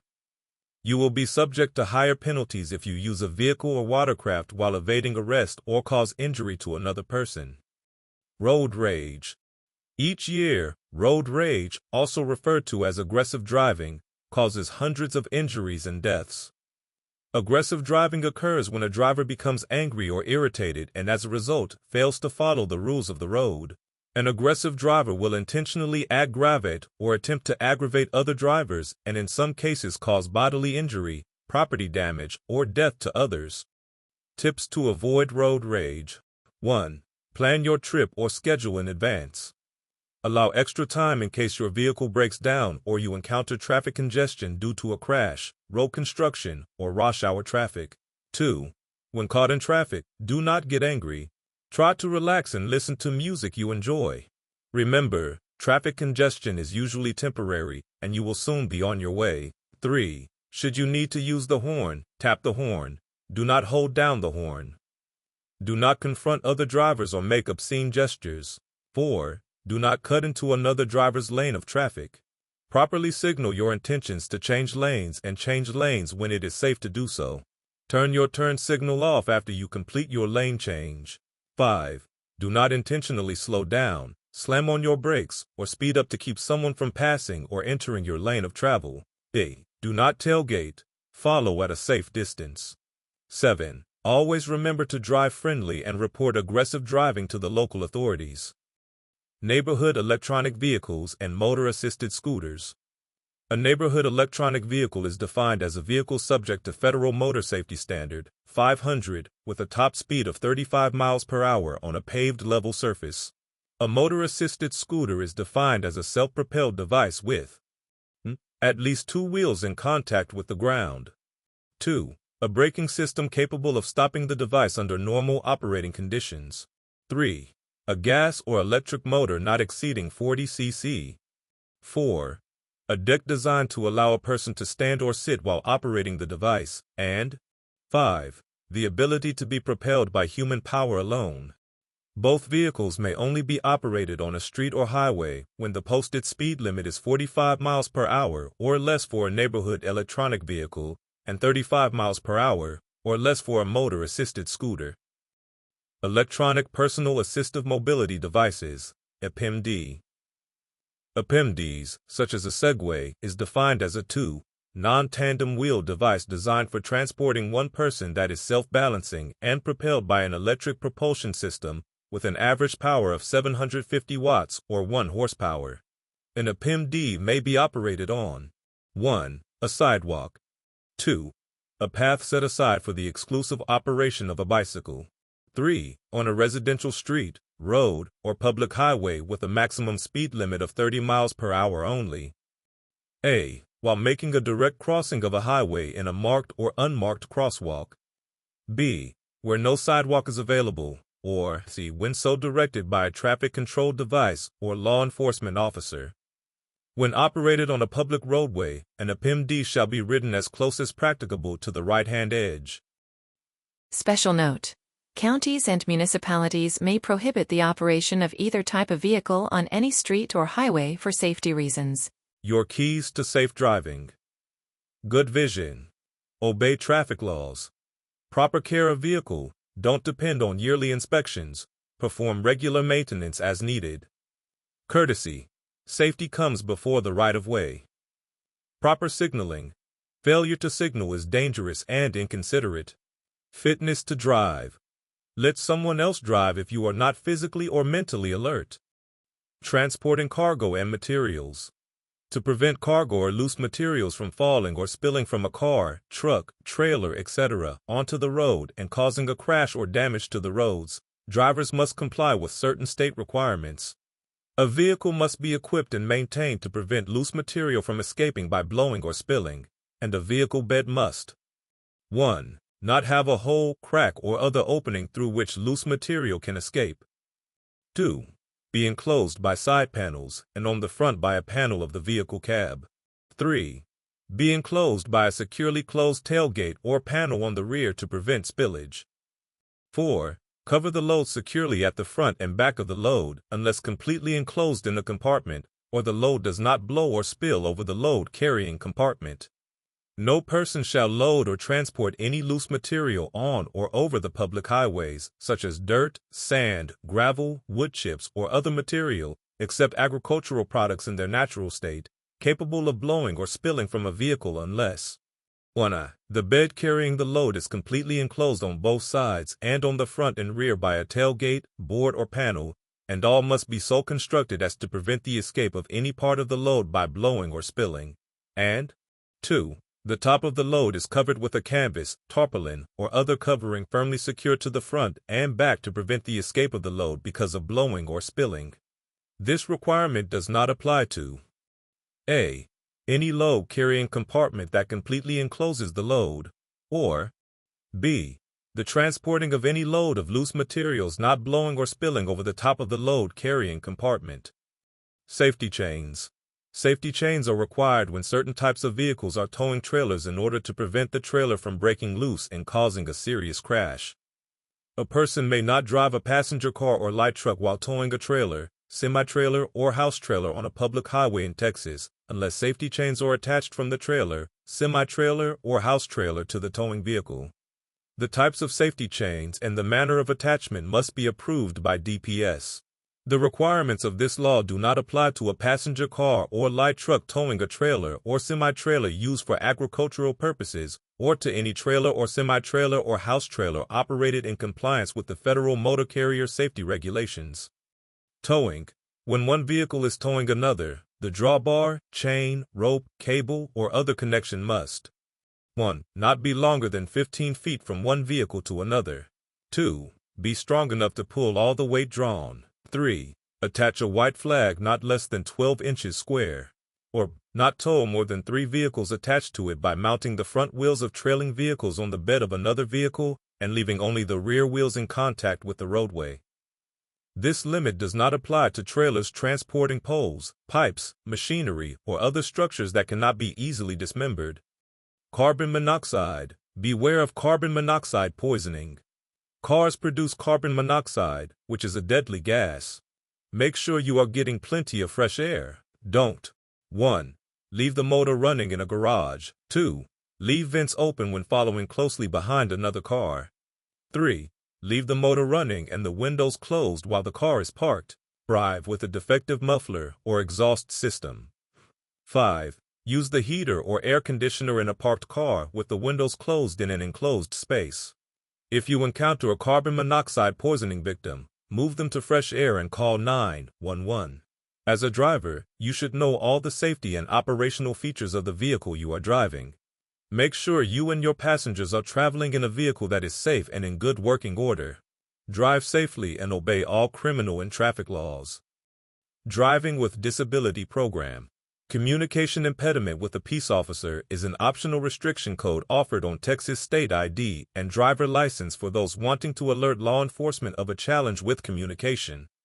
Physician-signed form required. If you want to place the code for communication impediment with a peace officer on your Texas ID or driver license, ask your doctor to complete form DL101 https://www.dps.texas.gov/internetforms/forms DL101.pdf and present it at the driver license office. The code will go on the back of your license, similar to other codes like organ donor or corrective lenses.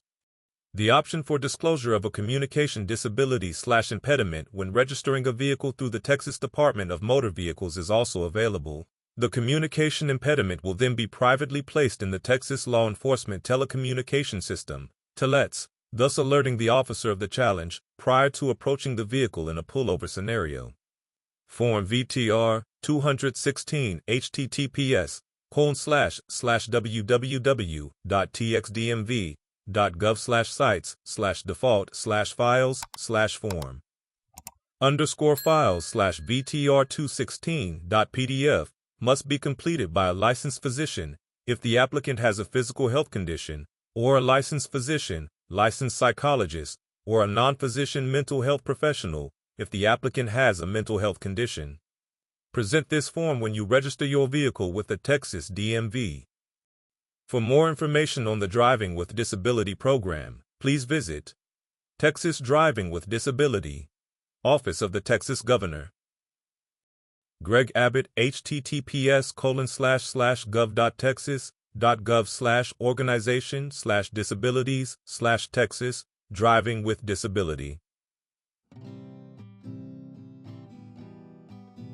We've just finished all 14 chapters of the Texas Driver Handbook from the Department of Public Safety. Be sure to check out our practice videos to help you get ready for the exam. Don't forget to like and subscribe. Thank you for watching, and good luck!